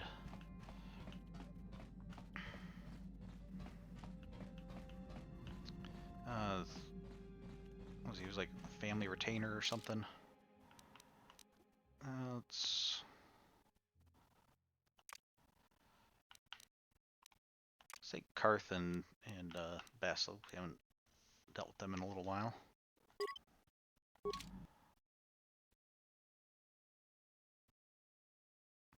It is believed that hyperspace travel was brought to this galaxy by an advanced race now extinct. Okay, and Basila wants to talk. Okay, what is it, Basila? How can I help? You tell me. How you wish to talk to me? I do. I've been watching you, studying you closely to see what kind of progress you've made since your training at the hands of Master Zar. I think we both know the real reason you've been watching me, or my progress, or what you've been grading me. Yeah, do I get at least a B+, or? I've seen how you've resisted many temptations and continue to walk the path of the light side. Very commendable, but I'm afraid you might stray from this path. You need to see what the dark side represents in its entirety, for it is what we battle. Only the wisdom of a Jedi Master can truly explain this, but I will do my best to make you understand. What are you trying to tell me? We're not going to go over this again, are we? No, Basil, we've already discussed this. You're supposed to cause me to turn to the dark side, so then when I snap out of it, I'm like, oh yeah, dark side really is easy to fall to, and that's how you learn. That's the way real Jedis, teach their impart wisdom on how easy it is to fall to the dark side. Well, what's your approach? What are you trying to tell me?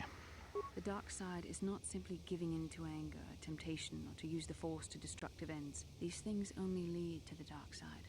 The dark side grows stronger and more insidious the closer you draw to it. It begs you to surrender to it, to release all its terrible power, and it becomes harder and harder to resist. And once you stop resisting, it's too late. It twists you up inside and turns you into a mockery of everything you once stood for.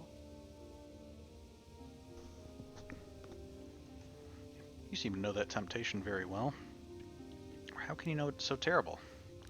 Or stop with the dramatics already, I get the picture. You do seem to be speaking somewhat from like personal experience or something. I am no less resistant to temptation than any other. I simply have the benefit of training that you do not. But even the training of the Jedi might not be enough to save us. We need only to look at the atrocities which have been committed by those under its sway to understand the terrible corrupting evil of the dark side. Millions dead, and far more suffering. What sort of person would you have to become to perform such deeds gladly?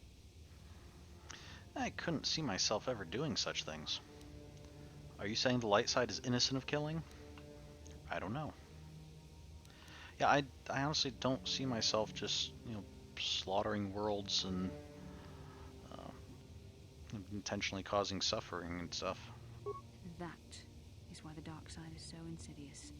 If you are not careful, you do not even see each small step you take towards it until it's too late. It's so easy to think that we would never fall prey to such a horror, that we have unlimited control, vigilance, and foresight. If only that were true. The Sith have become powerful because there are many Jedi who've succumbed to the lure of the dark side and joined their cause. What greater weapon is there than to turn an enemy to your cause, to use their own knowledge against them? We are weakened while they are strengthened, so we must harden our hearts and do whatever is required to fight against the dark side, even when the battle becomes wearying. Do whatever is required, such as? Or must we keep discussing this? What is required here? I don't know. The vision of our future is clouded by shadows cast from the dark side, but I sense something ominous lurking in those shadows. But words alone cannot save one from the dark side. Come, we should continue with the task at hand. When the time comes, I only hope we are all strong enough to do what we must. I will say, personally, it makes me a little uncomfortable when people talk about doing whatever we can to prevent something, because it does tend to blind people to potential worse dangers. But I guess in the case of the dark side, it's probably not many worse dangers out there. So, okay, Lure Arca, I think I found Sasha. Greetings, Sentient. May I take a moment of your time for a question? I think you've asked me before.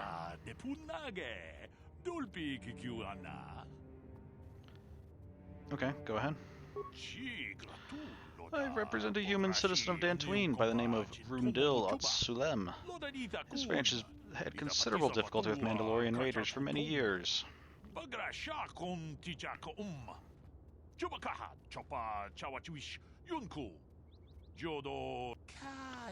His young daughter was kidnapped by those raiders many years ago and has not been returned. Might you have news of her? Her name is Sasha. Yeah, there's a stowaway on my ship by the name of Sasha. So, yeah, I think we've already talked to this guy before, so we just need to tell him the information.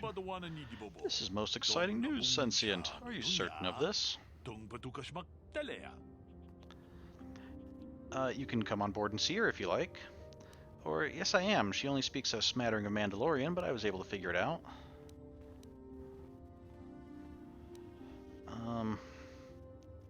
I mean, he probably should be warned that, like, yeah, she doesn't speak basic, she just speaks Mandalorian.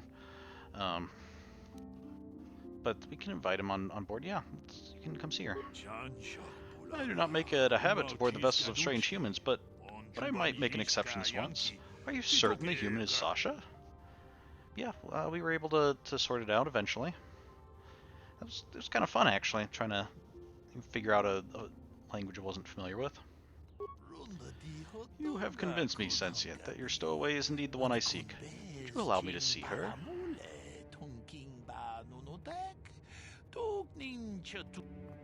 Certainly, let's go. Let us go there now. I am most anxious to see her. Okay.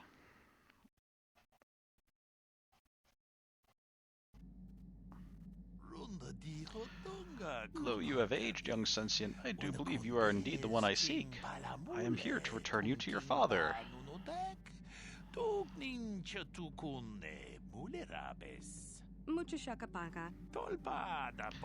I see. It's correct about your linguistic difficulties. I am positive that your parents can assist you with that.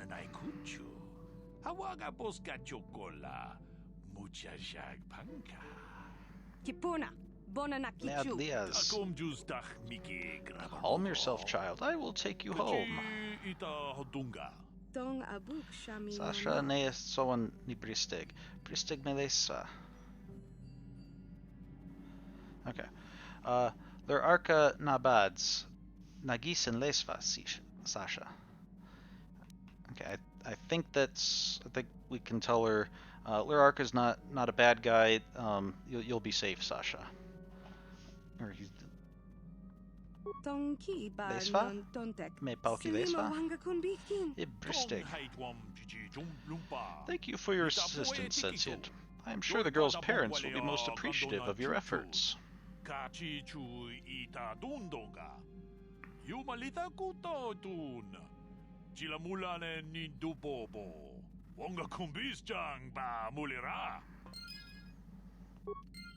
Okay. Hey, see, it said I got light side points. There's your answer, Bastila. I can see on this scale how close to the dark side I am, and I can see if I'm starting to slide towards it, so yeah, no worries whatsoever here.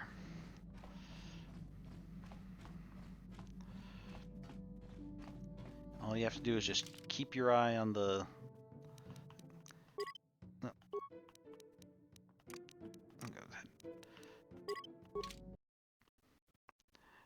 Not that I think particularly need companions for this, but just... Again? How can I help? Okay, why did the council send me with you on this mission? Why? I could not accomplish this on my own. I need the aid of others, especially one who is strong in the Force. The bond between us made you a natural choice. Besides, the events on Taris prove that the Force wanted to bring us together for this mission, and there is little left to chance when the Force is involved. Is that not enough for you? If the Force wants us to be together, why do you keep resisting my undeniable charms? It just seems odd they would send me without a master to guide me. I just don't trust the Council and their motives. And that's it? that's enough reason for you to accept all this? I mean, it does seem odd they would send me without a master. I admit, there were times that I wondered if this is more than just a mission to stop Malak. There were times when I wondered if this was also a way for the Council to test my own abilities. I get the feeling that there's more going on than I know. I wondered if the Council wanted to see how I would help and guide you on our quest. I wondered if they were testing me to see if I was ready to become a Jedi Master myself. And then I realized how foolish such thoughts were. As the Council explained, sending a Master in our group would only have drawn unwanted attention from the Sith. The fate of the galaxy is at stake. The Council would not risk it merely to test me. They calculated the risks, and in the end chose the only option available. Okay, guess that makes sense. I'm still not convinced. That seems to make sense to me. You must learn to trust in the wisdom of the Council. Your destiny will come when its appointed time. You mustn't be so impatient. Me? You're the one who thought this was her big audition for masterhood. Oh great, another lecture. This never gets old. You're right, I suppose we should get back to the mission. Yeah, it does seem odd. You were like, oh, they're gonna make me a master, so... Must you be so frustrating? I admit, I had a moment of foolish pride, but I'm over it. Now I am focused on my true responsibilities. I'm simply trying to help you and complete this mission, and yet you battle me at every turn. What can I say? It's fun. Hey, you started. No, seriously, I am I'm not battling you at every turn. I'm just being as frustrating as I can at every turn because yeah, it is fun. Fun? Fun? Driving me insane is your idea of a good time? Oh yeah. Careful, remember your self-control. Hey, you brought this on yourself. Lighten up, I'm only joking. Yeah. Remember your self-control, Bastila. Very important. You are a very odd man. Do you know that? I simply don't know how to deal with you. All I want to do is help you, but you seem determined to drive me mad. That's because I am. Complain all you want, but I know you love it. Not so bad, you just have to learn to accept me for what I am. Yeah, seriously, I don't mean anything bad by it. Just, just having a little bit of fun here. Unfortunately, it isn't as easy as that, but your point is well taken. Come on, come. Let's move on. There's much to be done. So it seems like pretty much every time we come on board the ship, or anytime there's like a chance for it to trigger, like Bastila just has a lot of things to speak to us with. Just one triggers each time we come off the ship. So okay, I'm looking for John. I think he was outside. And then I just want to turn in this quest, and then we'll be done for the day. I'm going a little bit long, but hopefully that's all right.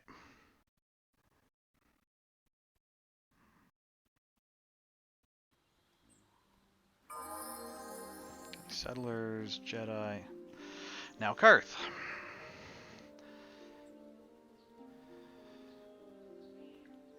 Okay, let's... We'll speak to him later. I just want to find John and get done with this. Might be a good idea to speak with him later. Yeah, Karth, we'll talk later, buddy. It's starting to get late, and I'm just wanting to be done with this for tonight. Have you found the Mandalorian raiders yet? Yep. Yes, I fought and killed their leader. Thank you, young master. My daughter can now, I think, rest in peace. Here is the reward I promised you. Thank you, John. There's no need for a reward. What? That's it? Give me more. No, there's no need for a reward. I honestly completely forgot about this quest in the first place. No, please take it. This pitiful amount will never be enough for what you have done for me. Again, I thank you. I will be sure to tell the Council of your great deed. See, Bastila, more light side points. Totally moving away from the dark side here. So, all right. With that, we'll end for the night. We'll do a little bit of research, and I should be available next week, and we'll see what planet we're moving to next. So, yeah, should be available Monday and Friday next week, and at the normal time. So thank you for joining me, and have a good week, and see you next time. Bye.